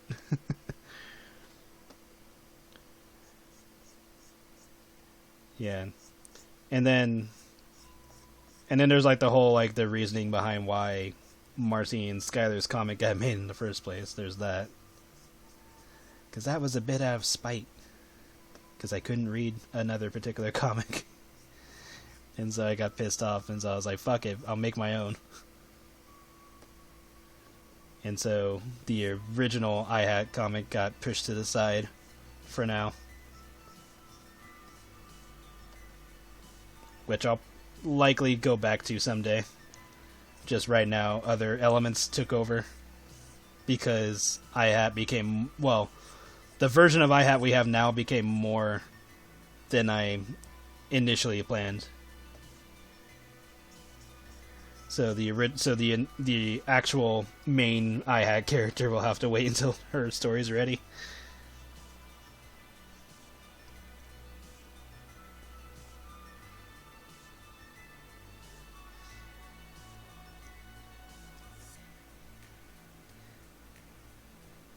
Yay! Well, I'm glad everyone enjoys what I'm doing.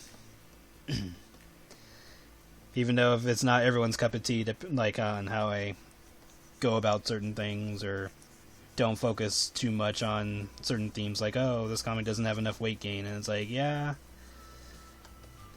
But again, like that's like one of the reasons why Kiwi's comic has weight gain tagged on at the end, because that wasn't going to be it ended up not being the focus for her particular comic.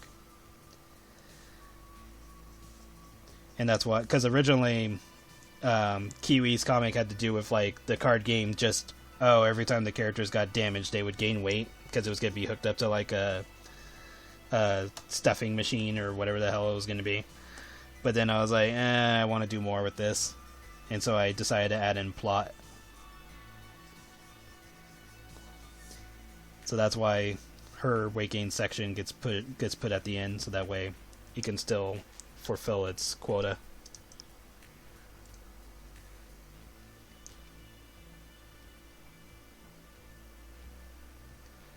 Okay. Got that. And let's deselect this. And deselect this.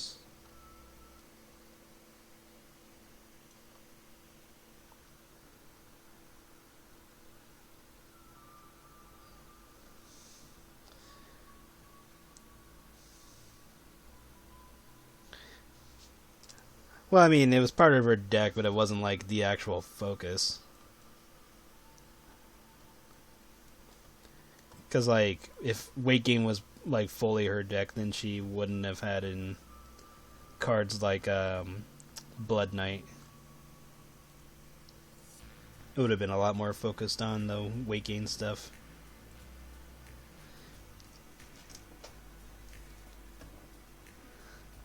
Feeling very plumb right now. Why, you want to go put it in someone's butt?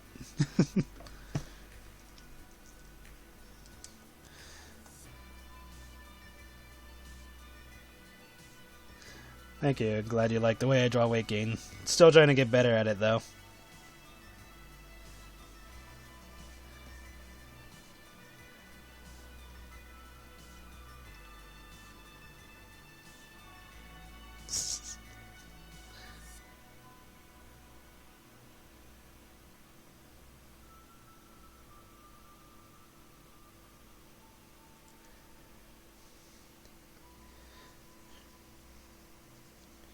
Yeah, and I was trying to also keep Kiwi more analytical, because she's supposed to be like the smart one.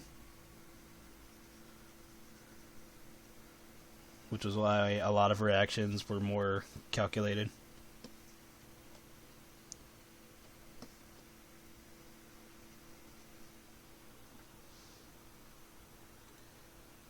And let's put this on. Just a horny viewer.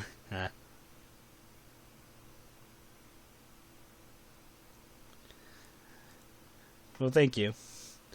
But, you know, I still try to improve as much as I can, which is why I'm always like looking at art techniques and other ways to improve. That's why I have like the painting style, but I haven't had a chance to really use it again.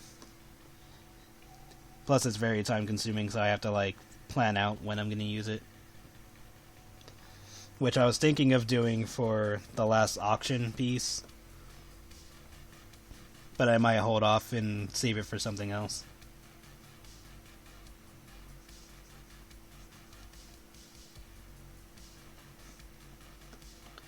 And then there's the whole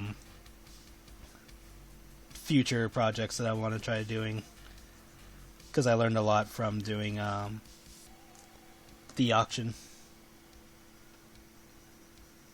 So it'll be interesting to test other things out, see what people like and don't like and all that. Such as the having a Fat Lovers Club exclusive comic. And I'll probably like still sell it so that way people can still have access to it, but it'll initially not be a public comic. Like, it won't be something I post for free.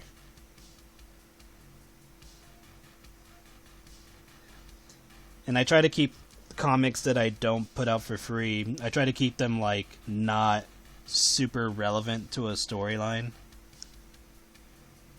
So that way it's like if you miss it, you didn't miss like any critical information.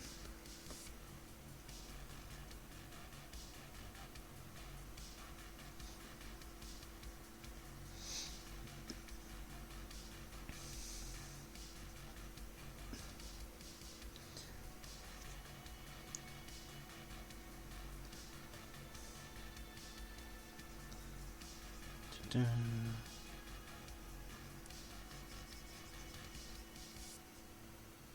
Let's see.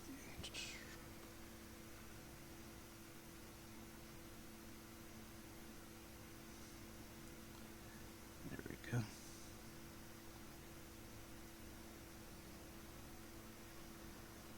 Actually, let's do it this way.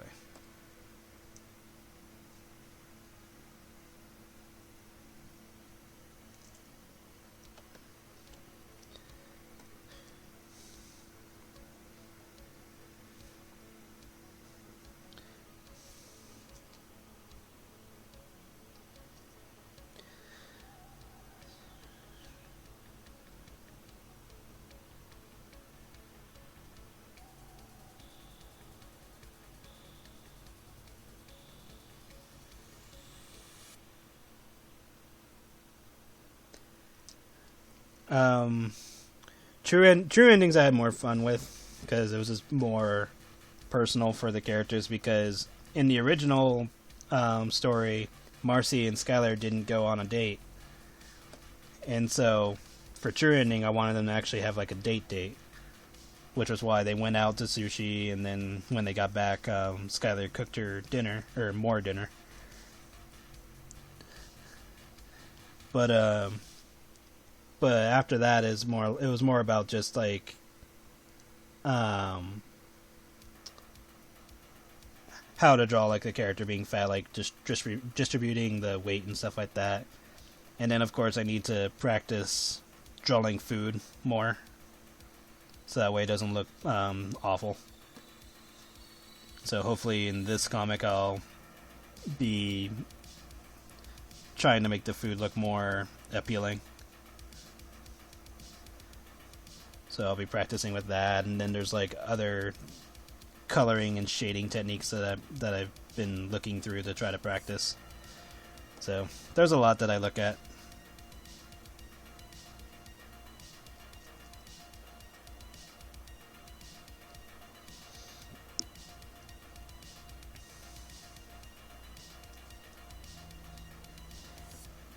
Yeah, true ending is the better version, personally.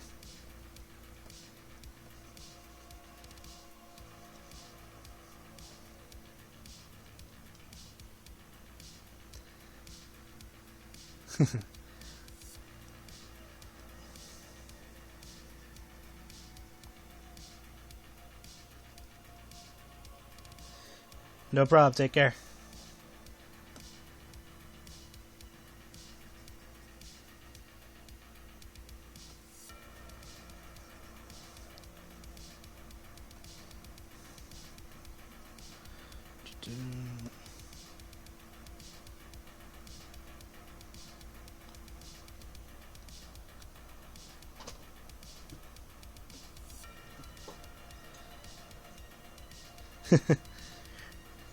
Yeah, I plan to do that with more characters, whether it be Waking or not. Because there's tons of characters that I want to show off, whether they have a big story or not. Which is why Secrets is a thing. So maybe after this Greenfield comic is done, I'll do a Secrets comic, just because it'll be mostly in black and white, so it'll be pretty quick to do. But excuse me.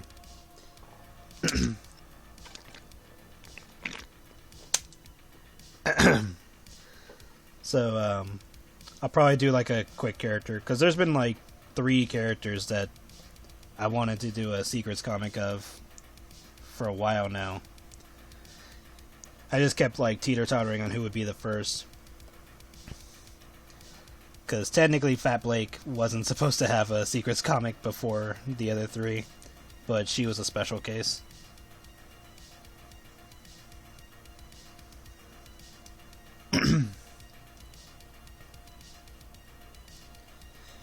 No, it's a different character. Cookie I'll probably use later, because there's like 3 of them that I would prefer to be first. Only one of them has to do with weight gain, the other 2 don't, but the other 2 were more closer to what I wanted to show first as a Secrets starter character. It's more about just not doing too much of the same thing too soon.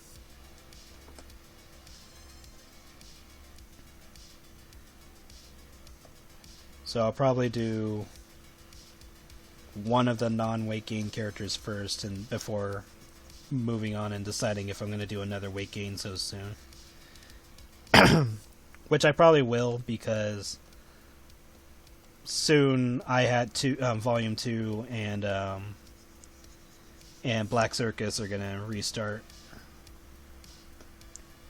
So that way those 2 will cover the non-weight gain stuff. But Secrets, I definitely wanted to start off with a non-weight gain character.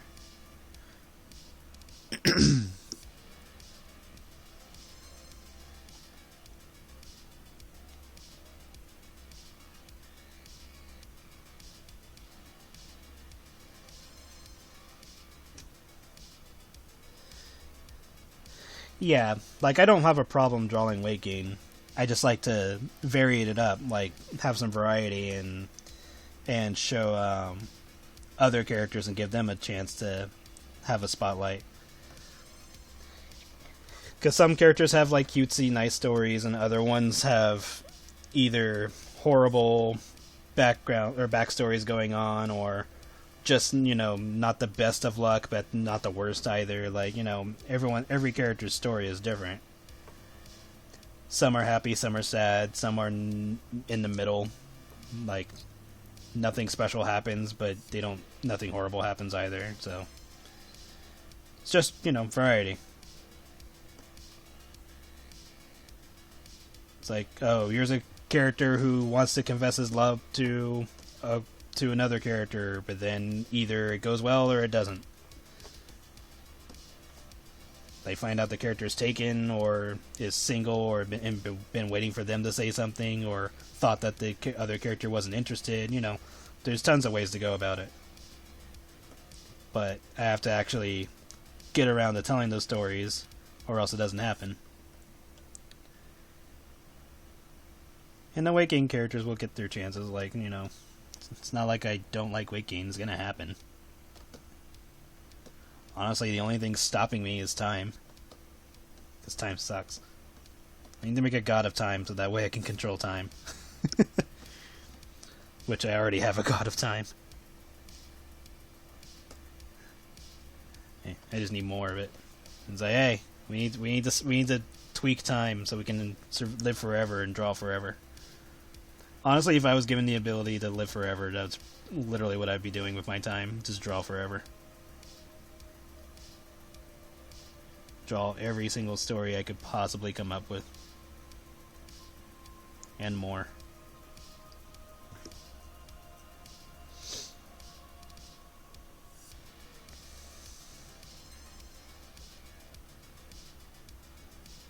Oh no, the title, If Hell Had a Taste, was completely random. It's just a very loose reference from the video game No More Heroes, where when you fight the boss, Destroy Man, there's a point where the main character Travis says, if challenge had a taste, you would be quite delicious. And for whatever fucking reason, that saying just kind of got stuck in my head for years. And so I played that game in like 2008, I think. So for whatever reason, that saying got stuck in my head, and it could have been because I played the game other times since then. But that got stuck in my head. So when I was coming up with the title, I just said, "Oh, if hell had a taste," and then if I were to add more to it, it'd be like you'd be quite delicious or something. So that's it. That's the context of that title. It means nothing. Same thing for most of the other titles for my comics. I will say Creamfield and Black Circus probably have the only actual thought put into their titles, whereas Buckle and World Gates are all random. It was just like whatever, we just threw shit together and it made sense.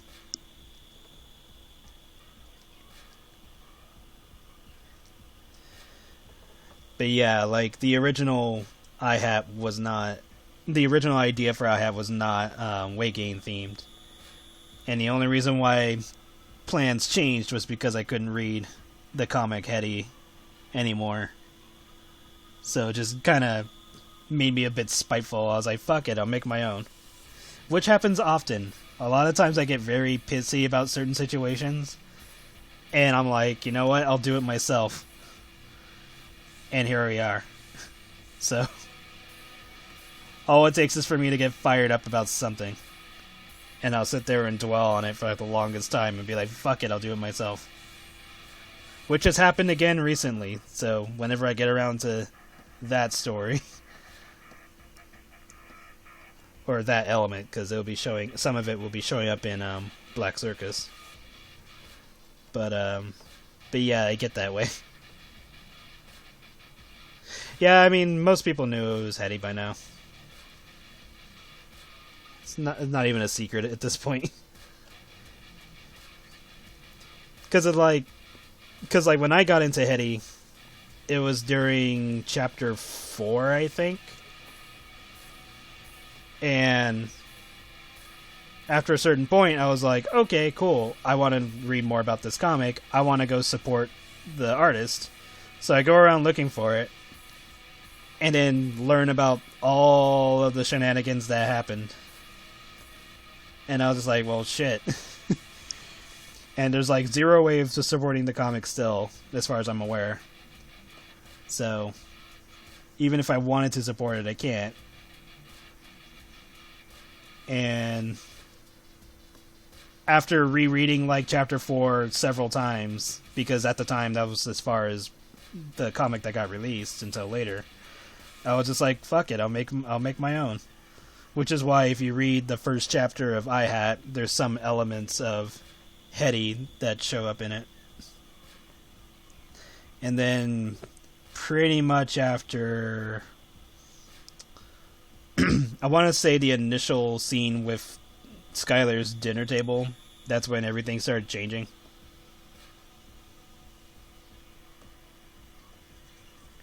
And then that's when I started making up my own scenarios.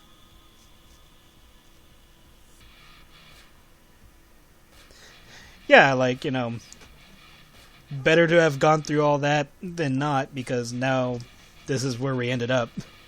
So, and I'm sure, like, if it wasn't Heady, it'd be something else, or even if I stuck with the original, I had idea be moving on to other things as well. So, and I was eventually gonna make a Waking comic, like that was always gonna happen. It's just Heady kind of jump started that, or gave it a head start, because Waking was always gonna be an idea that I wanted to do.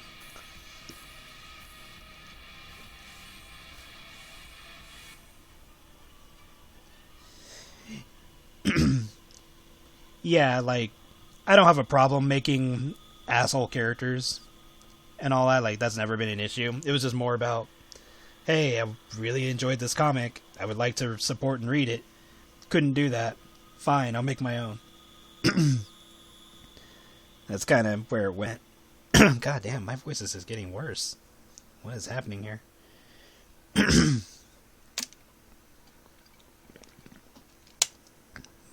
Might have to stop soon. My voice is just getting worse and worse.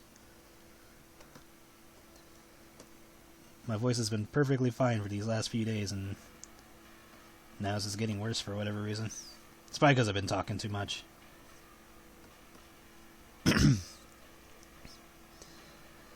But yeah, like, I had always liked Waking stuff. Like, I've been into that since, I don't know, since I was 13.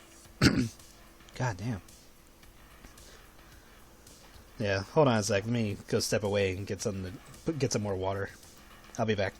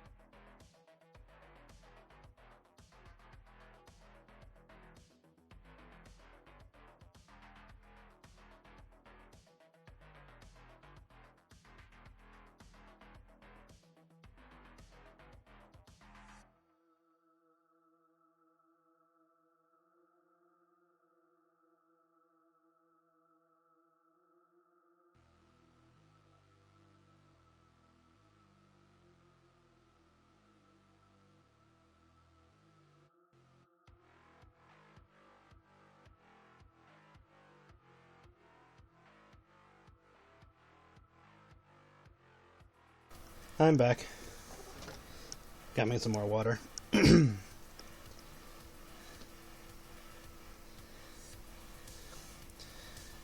But yeah, like, I've been into weight gain stuff since I was like 13, so Heady was definitely not what influenced that. I think well, because weight gain's always been around in like older cartoons and stuff like that. But I think what really got me interested, or more interested into it, or like just more piqued my thoughts on it, or interest in it, was probably the artist Duo Raiden. Because I think they go by Squeaky now, but back then they did a lot of like Vor and weight gain stuff, so that was probably what got me more into it.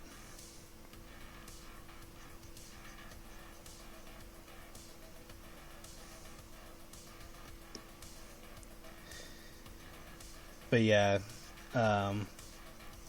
it's always interesting to see how certain chain of events lead to another thing.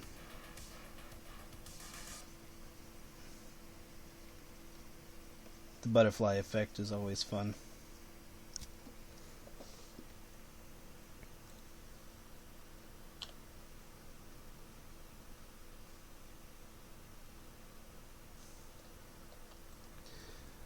Okay, now let's do this again, put the front up here.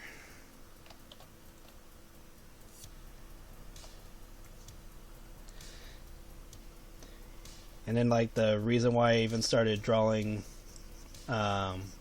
World Gates was because I thought they stopped making Sonic the Hedgehog comics after issue 50, because I couldn't find them anymore for, like, the longest time. And then when I finally did see it, I was like, oh, they're on issue 113. Guess I know what happened there.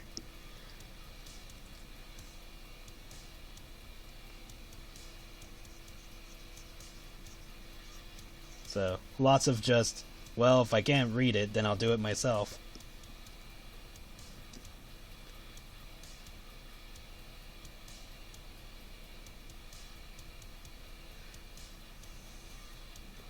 When did Chapter 3 come out?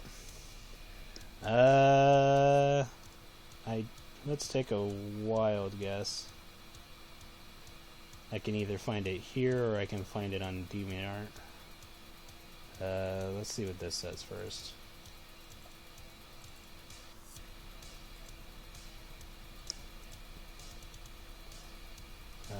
Properties. Let's see. January of 2016. That was when I started doing Chapter 3. So, somewhere around that time. Exactly. That was exactly my saying. I was like, I'll make my own goddamn Waking comic or whatever with blackjack and hookers. Which one of the comics did have blackjack and hookers, so yeah, I did it.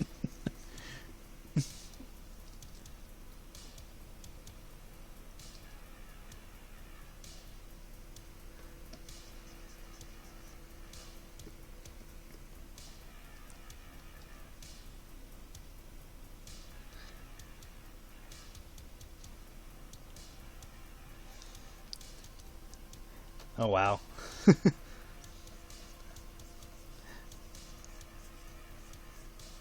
And I've been having fun drawing iHat and other stuff because it's been making my storytelling a lot better. Because now when I look at some of my older work, I'm like, fuck, what is this? I'm like, it was so bad. And trust me, I've been tempted multiple times to want to just reboot certain things, but after talking it out with some people, we're just like, no, just leave it alone. Just continue on, and you learn stuff. I'm like, yeah, you're right.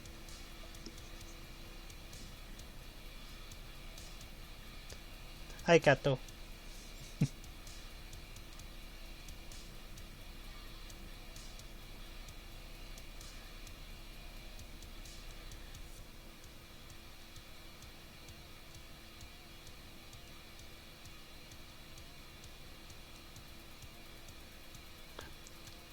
Let's see. I was in high school in between 2003 to 2006. Or it might have been 2002 because 4 years, but because 4 was my senior, 6 was my senior year, so 5 would be junior, 4, 3, yeah, so it was 2003. Because I was in high school in 2003.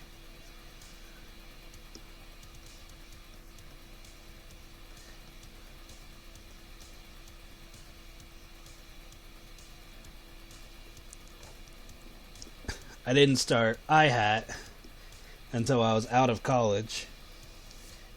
And I was out of college in 2010, but I didn't start iHat until 2015.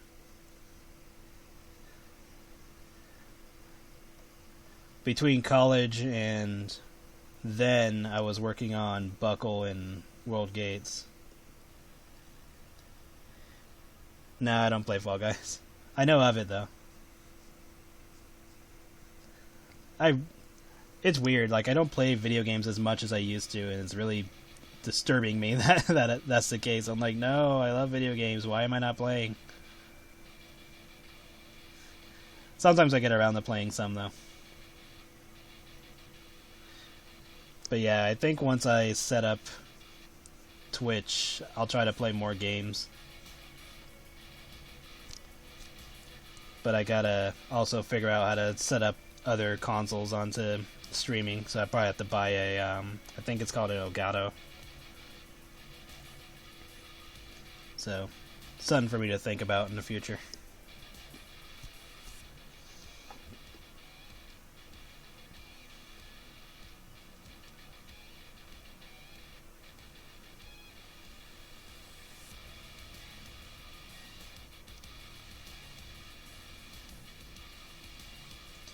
Oh yeah. The only time I really get burned out is if, not so much drawing the same thing over and over, but more like it doesn't get interesting, I guess would be the way of phrasing it. And then when I was doing commissions, it was starting to feel more like work. Like it was kind of losing its charm. And then a lot of times it was just like the same commissions over and over and over. So it was just kind of like ruining it, I guess, to a degree. And that's why I decided to stop doing commissions, because I was like, you know what, I don't want to not like drawing. So I just stopped doing it and just put more focus onto Patreon and, you know, more independent stuff.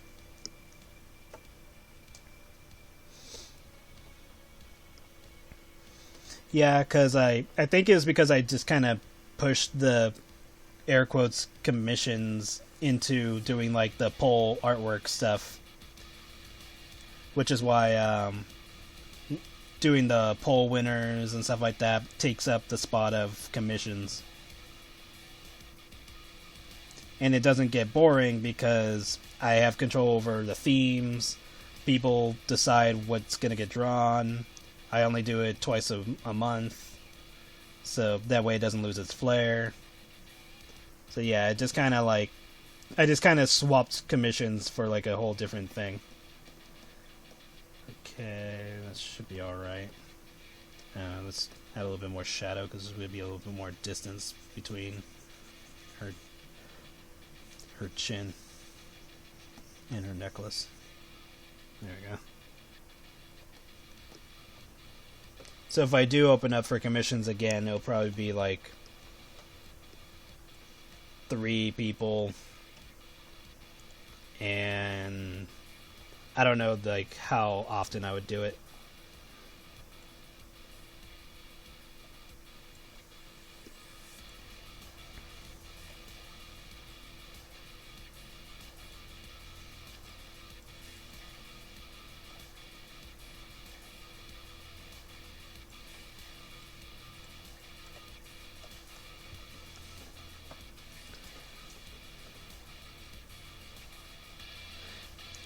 Yeah, like the Fat Lovers Club packs, like the only reason why they're a little bit more you have to wait a little bit longer for those is because I'm trying to make them more into waves. So like every time there's 8 characters, then that's when a wave will come out. So currently there's 4. So in like another 2 months will be like another set coming out. Publicly, because obviously Patreon gets them early.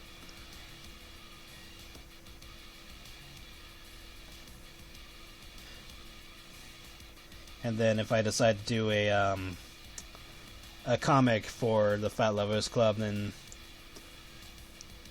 I'll have to see how that comes into play. So I'll probably just sell that as a separate thing. But I also don't want to like take away too much from Fat Lovers Club if I decide to work on a comic. So we'll see what happens. It could be just a thing where it's like, okay, taking a break from the other comics, let's work on something for Fat Lovers Club and then go from there. So that'll probably happen in that sense.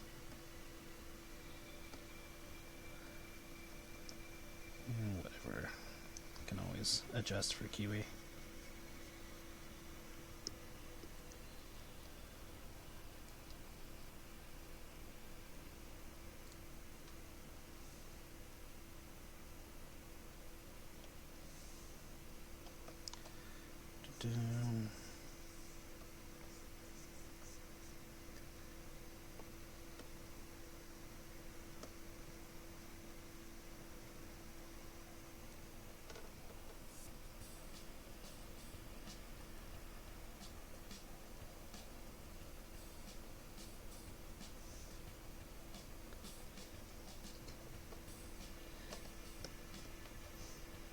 Yeah, I wouldn't be able to apply being able to choose what characters you want.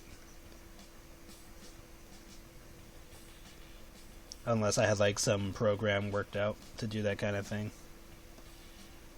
But I do not know programming, so that's out.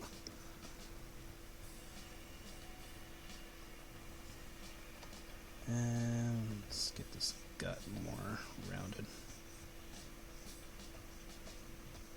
There we go. A little bit of shadow here.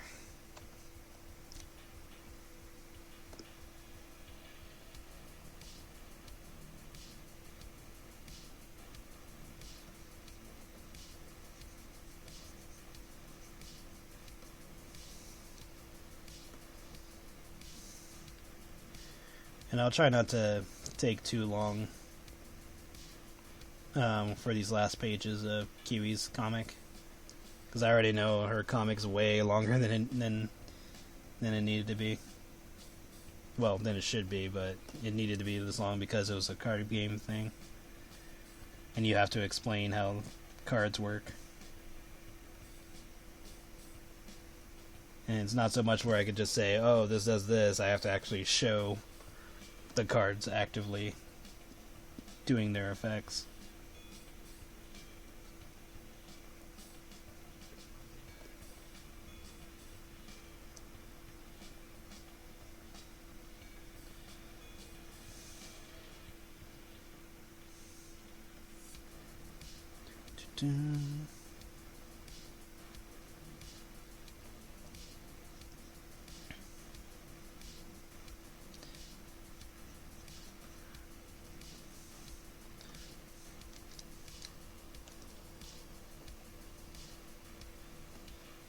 And I'll try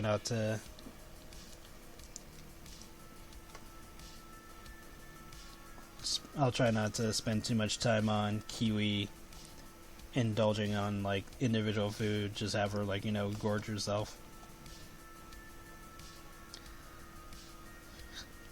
Just kind of get to the point, but don't lose substance and context in between.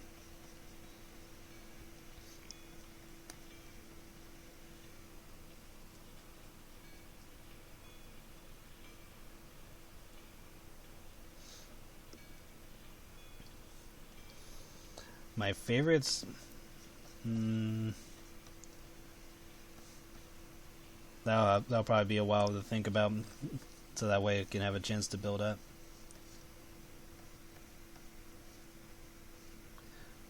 I'd have to look at the current ones to see which ones are my favorite currently.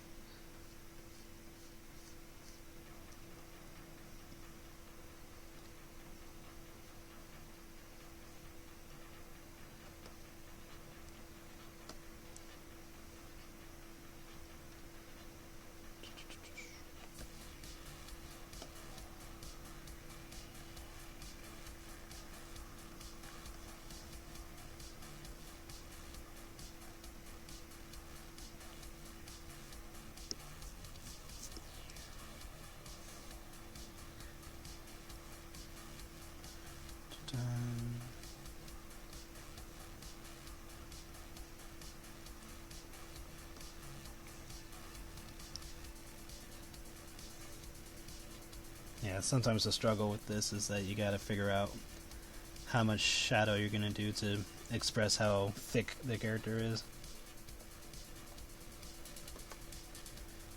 And then shadow distance and all that.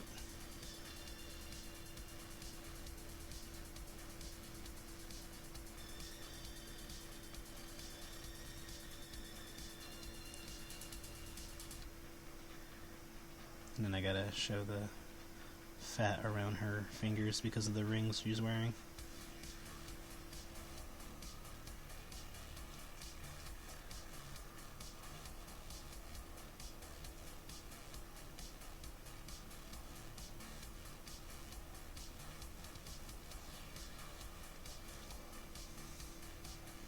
Yeah, personally I like the slower pace of weight gain, not just make it super instant. Obviously it depends on the situations and characters and stuff like that. But like I don't like the whole like eat one thing, become a blimp type of scenario. But I do like, pacing it out long enough for it to build up. It's like, okay, enough time has passed. This makes sense now. Even if it is instant, it's like, okay, enough time was put into it. But it also depends on the characters. Like, is one character that's doing it magical, or is their body able to just eat crazily like the Creamfield characters can? It's just a matter of context. And there is no real wrong answer to it. It's just a matter of preference.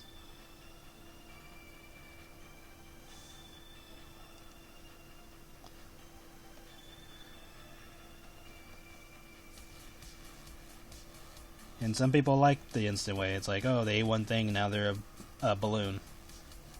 Like, nothing wrong with it. But, like I said, just preference.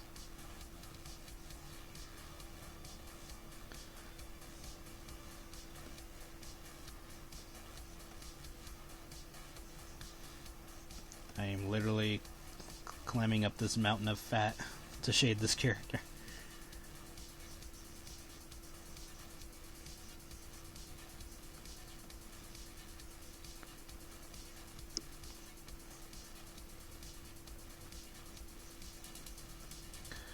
Ta-da.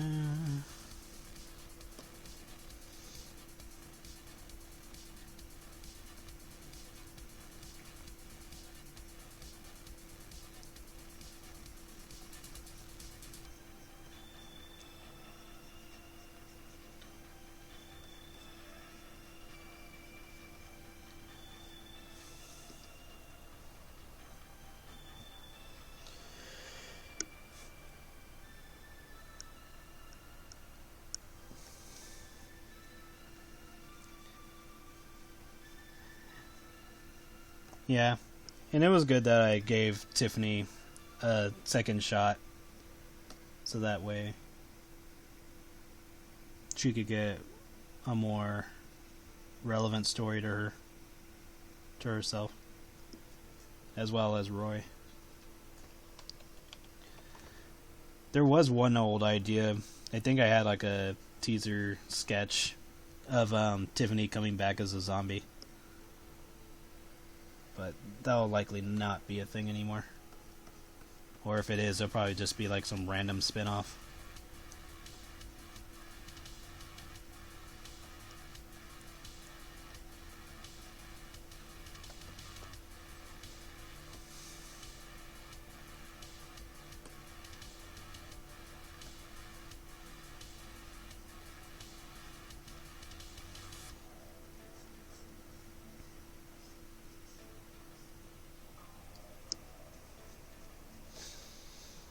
Well, no, she wouldn't be fat because if it was, well, if it was just like a random spin-off of her being a zombie, I guess she could be fat, but it was going to be based off of the neutral ending.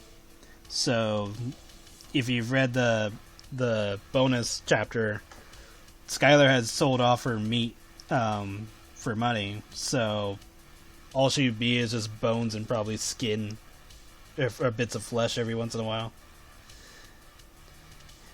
Yeah, so assuming her head was kept around or something, that would be it. But I don't know where I was gonna go with it. It was just like a random idea of her coming back as a zombie. But it'll probably not be a thing anymore. Plus, I have other undead and zombie characters that can do the job better. So I'll likely use them for whatever idea I have. And then there's like the adopted character, Dolly Death, that I can use for other undead stories and spooky stuff. So, I have options.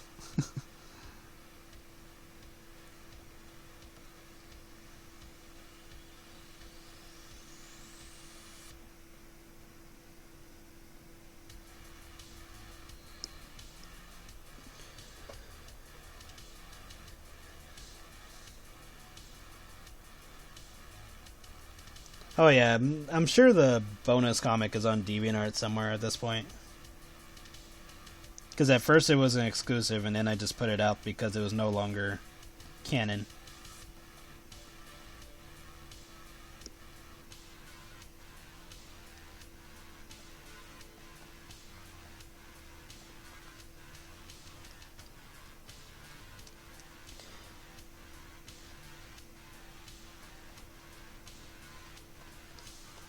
Yeah, like, Skylar just straight up says that's what he did in that comic.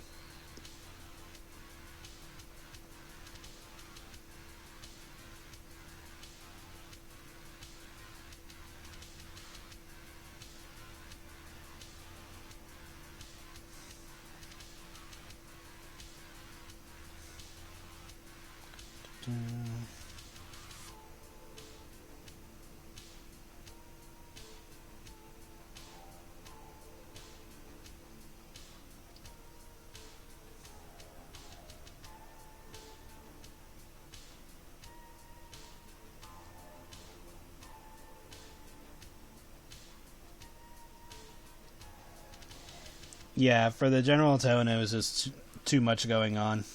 And I wanted Skylar's cooking to be more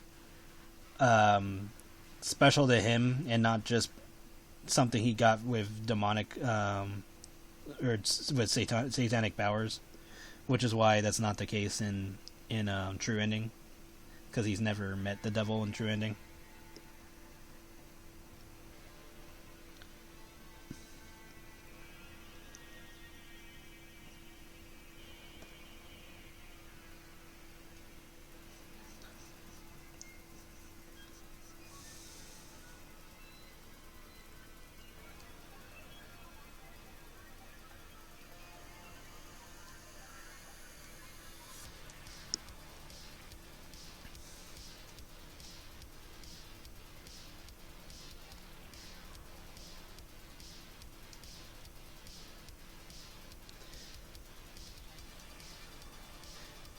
Yeah, like, Skylar can eat his own cooking,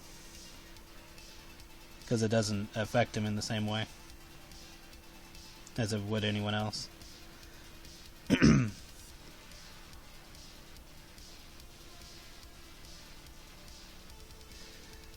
But yeah, pretty much most of that stuff was retconned.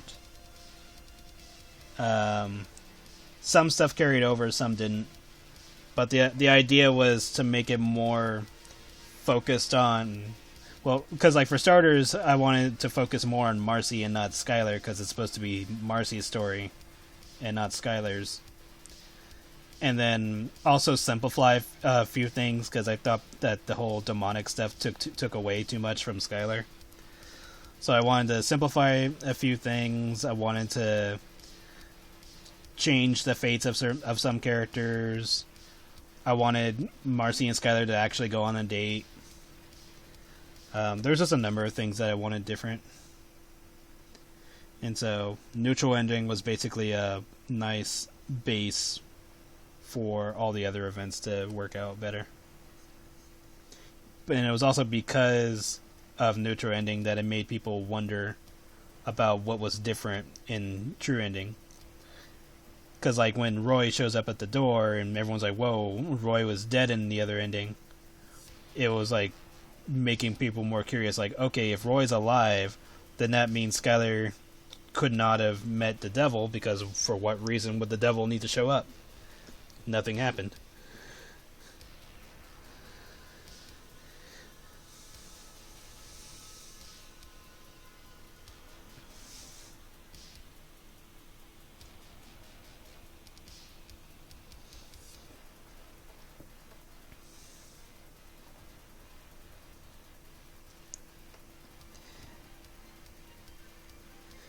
Yeah, I wanted Skylar to be more grounded with his abilities rather than just, oh, this is something you got demon powers from. And it's not like special powers don't exist in their world, because aura abilities are a thing. But, like, aura abilities are also not common enough for people to pick up on in their world, because they can't just go like, oh, how did this character get fads? Like, well, they ate this and now they're fads. Like, oh, it must be this. Like, it doesn't just that's not like a conclusion a lot of characters can go to immediately, especially if they come from areas that don't have that sort of thing.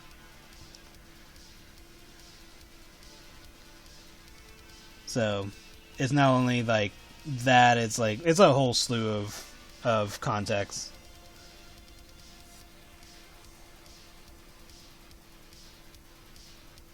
Because it kind of boils down to like knowing some more of the lore, some of which have been put out, some of which haven't, some of which show up in comics and other things.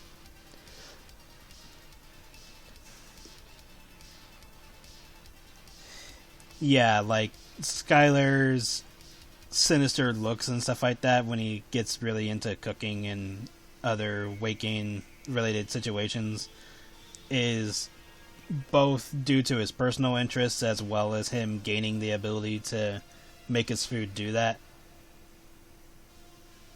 which I'll explain when I do his comic in the future. Unless I just decide to start putting out more information with the character bios, but at that point it's going to have to be boiled down to like, alright guys, here's some spoilers. If you want to read it, there it is. If you don't, then don't. So that might be a thing where I just put some of the information in bios. Like, obviously not everything can be put into a bio, like, you know, the context of how certain characters go about certain things, but more of their, like, initial storylines.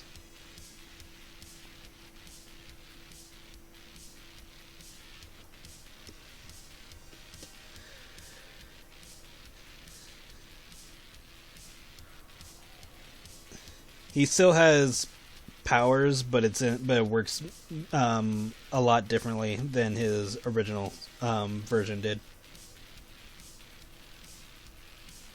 No, all of his X's are still canon.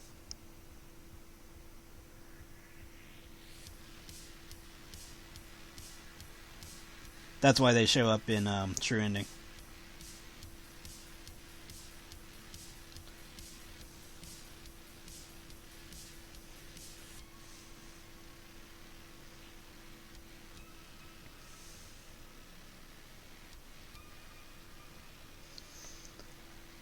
Of like what happens to them, or are you talking about the commission of Bitchy X? Because only like 2 or 3 panels of that is canon, and then the rest is just made up for the commission because that's what the person wanted. Yeah, so just ignore that commission altogether because it's not part of the canon.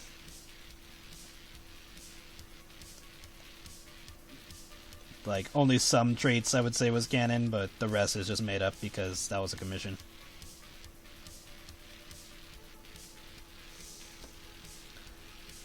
Overall, just see the whole thing as non-canon because it was a commission.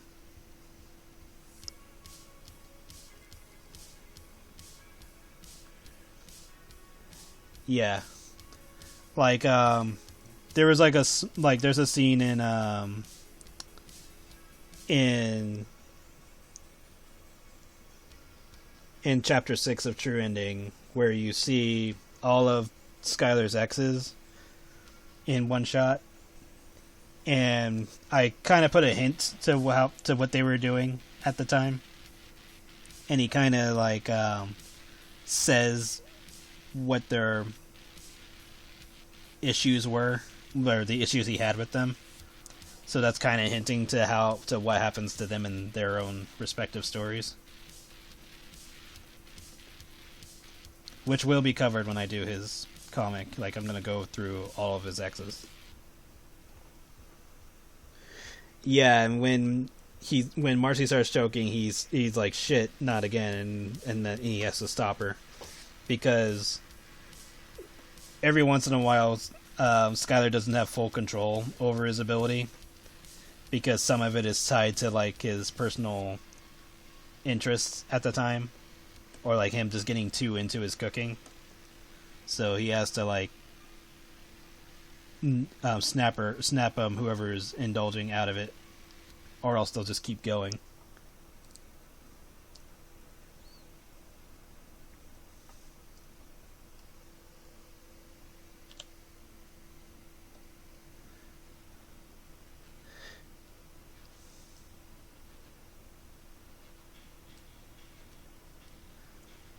Oh yeah, like he's still just a normal guy. And he's still relatively young, so it's not like he's gonna know everything. Plus, he's not even aware that it's a ability that he's doing. He's just more knows that he can make his cooking do this now. He's not fully understanding what it is that he's actually doing.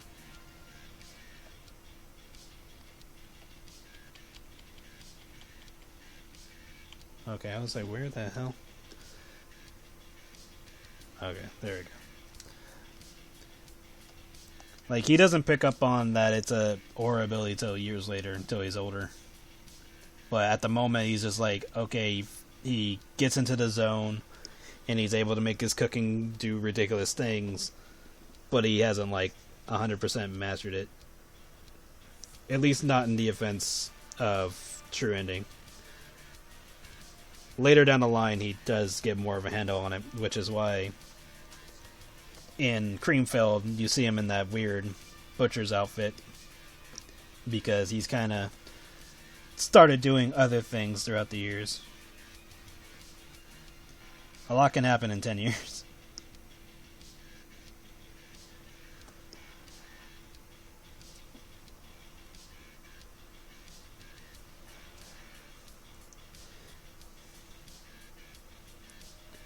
But yes, he's still horny for big fat girls. Or women. Luckily, he has Marcy all to himself.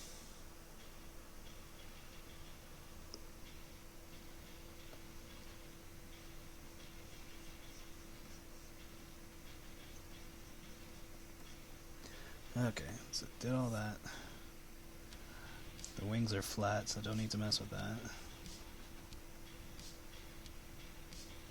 Darken this a bit.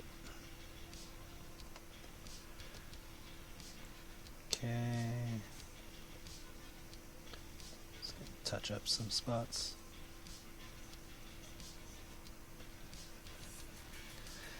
Alright, I think we're good on that panel. Oh, nope. Still gotta grab you.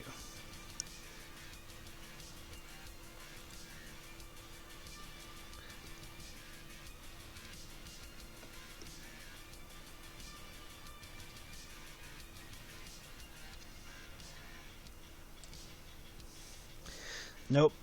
That version of Skylar that shows up in Creamfield, or in Kiwi's deck, is a canon version, is the canon version of Skylar.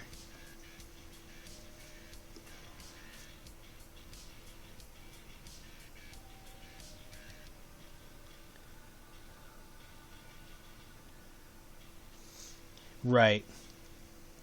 And that's the part that he has to like get a hang of when he cooks, is that he has to have a certain intention for it. So like if he doesn't want it to affect people he doesn't want it to affect, then he has to have almost no passion for it. But when he gets into making stuff for Marcy, he's like, oh, I can't wait for this to do X and Y, and then X and Y happens. Like it can't do his cooking can't do everything, but in terms of like, you know, making a person gain and lose weight, or even gain muscle and stuff like that, it can do that. But it can't do something like, you know, control people. Like you can't like make them go rob a bank or something.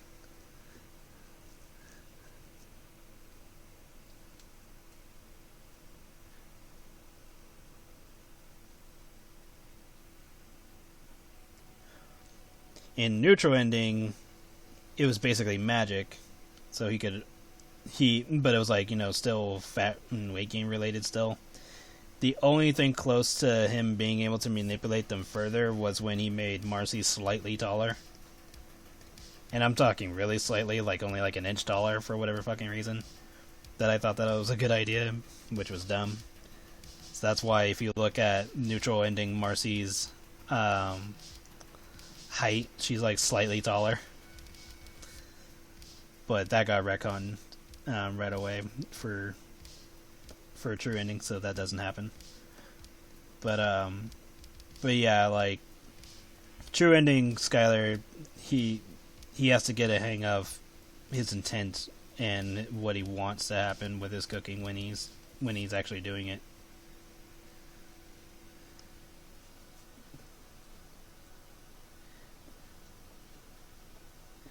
When he's older, then he has more control over it. Like, he can still enjoy cooking and it not do anything. But it would require practice.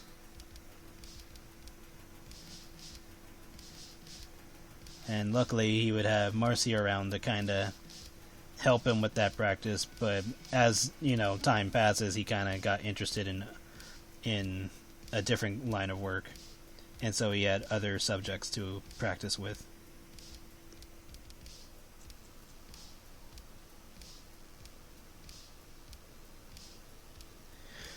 The one that shows up in Kiwi's deck, yes, he's still with Marcy. Marcy is not aware that he does all that stuff, which is why there's that panel with all the characters eating cake, and you have Marcy looking at Skylar suspiciously, and Skylar's just whistling.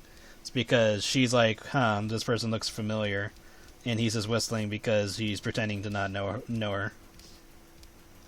Because Marcy's not aware of those events.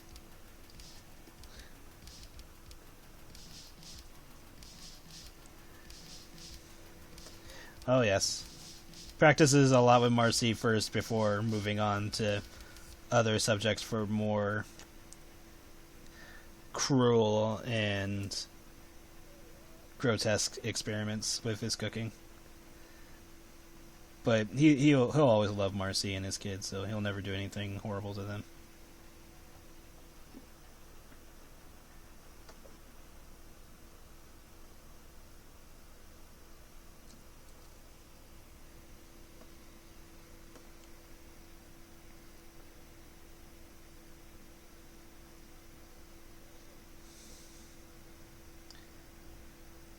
Okay. Gonna stream for about another 13 minutes before stopping, and then I'll likely finish this off tonight and upload.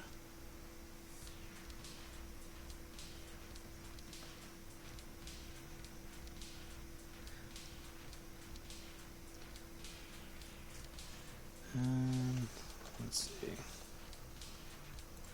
I'm gonna do it this way.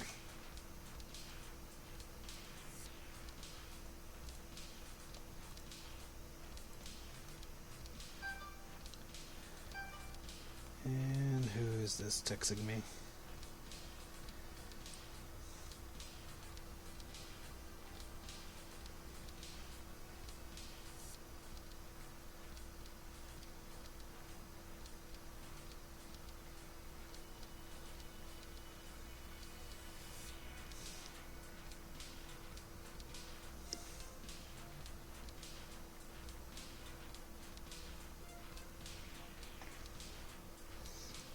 Wait, so if that was... Oh, weird. I got 2 messages, but only 1 message showed up. Weird. Anyway. What Twisted Desires does he want to explore? Well, basically, he starts experimenting more with his cooking, like, making characters get addicted to it, so they keep returning. Some of which he makes fatter for his own amusements, like he sees like a prissy woman or man, only like I don't know, like probably mock his cooking. So like, oh my god, I can't believe so many people eat here and get so ridiculously fat, blah blah blah blah blah. And so he like punishes them by making them fat almost in no time. But like, obviously he like takes his time with it, so it's not too suspicious. But then when there's like other characters, like let's just say someone tried to mess with his kids, then he'll take it upon himself to go out of his way and end them. And then because he's part of the Black Circus, he'll like sell their meat online, or in the fate of Pepper, something else might happen to them that's even worse than just killing them off. Because Pepper got the rough end of that deal.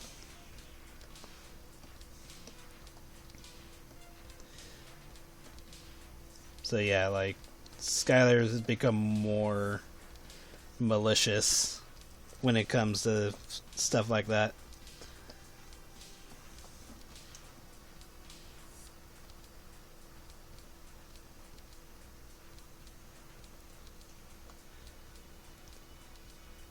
But he never does anything to friends or family.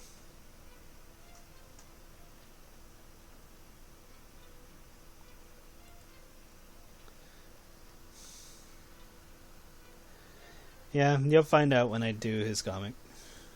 Whenever the hell that will be.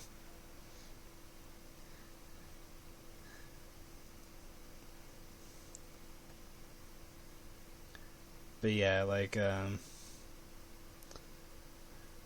the only person that Skylar messes with outside of work is Marcy. And she's already in the state that she's in because of him. Because he wants his big fat ass wife. And as far as she knows, like, she's just putting on a lot of weight because, she can't keep herself from indulging a lot of the time. Sometimes she'll manage to lose some weight, sometimes with and without Skylar's help, but most of the time she's packing on pounds to a manageable state. Like, Skylar doesn't make her too fat because, they have kids to take care of and stuff like that, and don't want her being immobile because it's not fun to have her in that state. But for his own amusement, he likes her the way she is.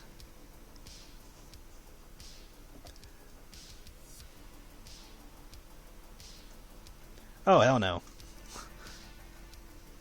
It makes zero... Like, I always thought that was weird where people wanted me to have Skylar tell Marcy why she was getting so fat, or for people to figure it out. Or, like, in the case of Tiffany in Neutral Endings Chapter 5, people wanted me to have Skylar just make her fat and then let her go to humiliate her. And I'm like, that doesn't make any sense. Why would Skylar have a hidden ability and then let another character go after using his ability, only for that character to, let people know that Skylar can do that? Like, that never made sense.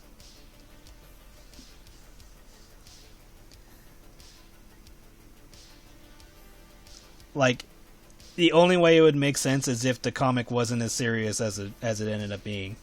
Like, if it was just like shits and giggles, let's just have fun with it type of thing, sure, why not? Let characters find out that you can do that, why not, whatever. But in terms of, like, world building and keeping certain events hidden, it's like, that doesn't make any sense. Why would he ever tell anybody he could do that, or allow anybody to know he could do that, or let other people know? Like, it made no sense. If anyone was going to figure it out, it would probably be Marcy's mom. But that would heavily depend on certain chains of events happening, as well as how skilled Skylar is with his own ability by the time Marcy's mom figures it out.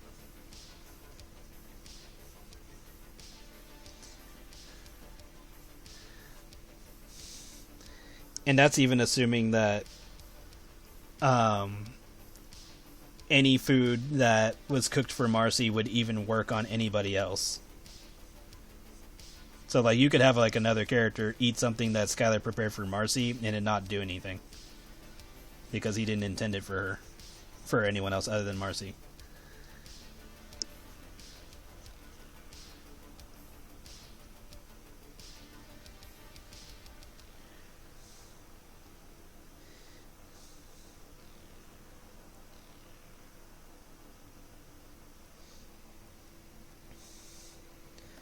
Well, nowadays, if she were to find out, Skylar probably wouldn't make her like disappear or anything, but he'd probably, I wouldn't say do anything malicious, but probably just find a way to like apologize, but still get to do what he wants. Probably try to make it kinky or something, so that way Marcy's more into it.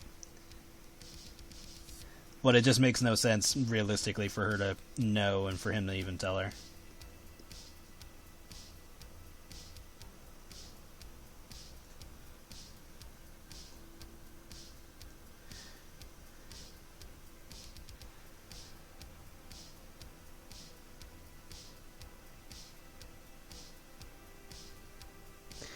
Well, the only way Marcy would find out if Skylar was doing things to protect family interests is if it would have to have Marcy more involved with the family business or anything like that for her to notice. Like if it's completely outside of her reason to even notice these types of events going on, then there's no way she would figure it out. Like obviously if like let's just say a bill collector or whatever was threatening to close down Skylar's shop and then something mysteriously was to happen to that bill collector shortly after, then maybe Marcy might put two and two together. But if Skylar's smart about it and he's, spreads things out so that way they don't line up very easily, then there's practically no way Marcy's ever going to notice.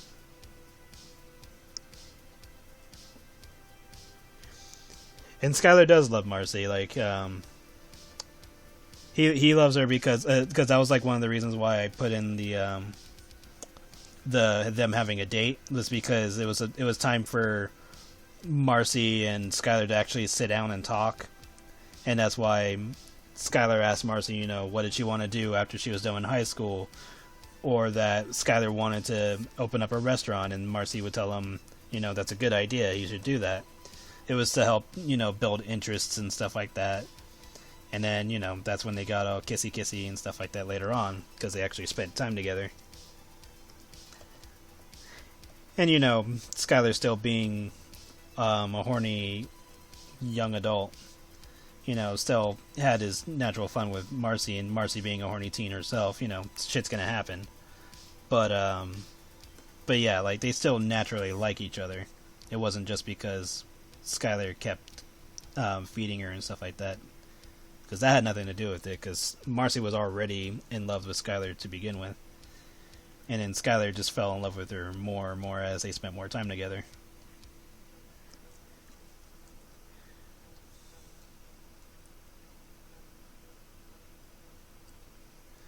Not so much like she might have like not a crisis, but it will make her think a lot for a moment if she found out, because she'll start like thinking about all the events that involved her pigging out and stuff like that. So she'll obviously think about it, but then if Skylar can direct it to being more of a kink, then the kink or a fetish, then sure, then she'll probably just let it go. She probably wouldn't attempt to lose much weight after the fact, because it's like, she's kind of happy the way she is at this point. But she will, like, kind of, she'll probably, like, scold Skylar if he tries to do it too much on her or something like that. But again, like, ultimately, I would prefer to her never find out, because it just makes no sense for her to find out. That's me, though. Okay, so I think I'm going to stop here for now. This is the page so far, and then let me turn this off so you can see that there are colors, and when I change the layers layout, it look kind of like this. It still needs more work, but pretty much got through the hard part. So later tonight it should be ready, and then I'll finally come up with a name for this goddess, because I thought of like 3 or 4 names for her, and I'm just like, tinkering around with it. But yeah, thank you everybody for coming. I will stream again next week on Wednesday and maybe Friday again. But yeah, I will continue on with this page and get it done for tonight. And I want to work on the auction picture. I'll also work on the next picture for Nadine's art set. And then if I have time, I want to do another page of Creamfield. If not, I'll just work on another page probably Sunday or Monday or something like that. So, I mean, I'm always going to be working on pages anyway, so it doesn't matter. But, yeah, thank you everybody for coming, and I will see you guys next time, alright? Bye-bye.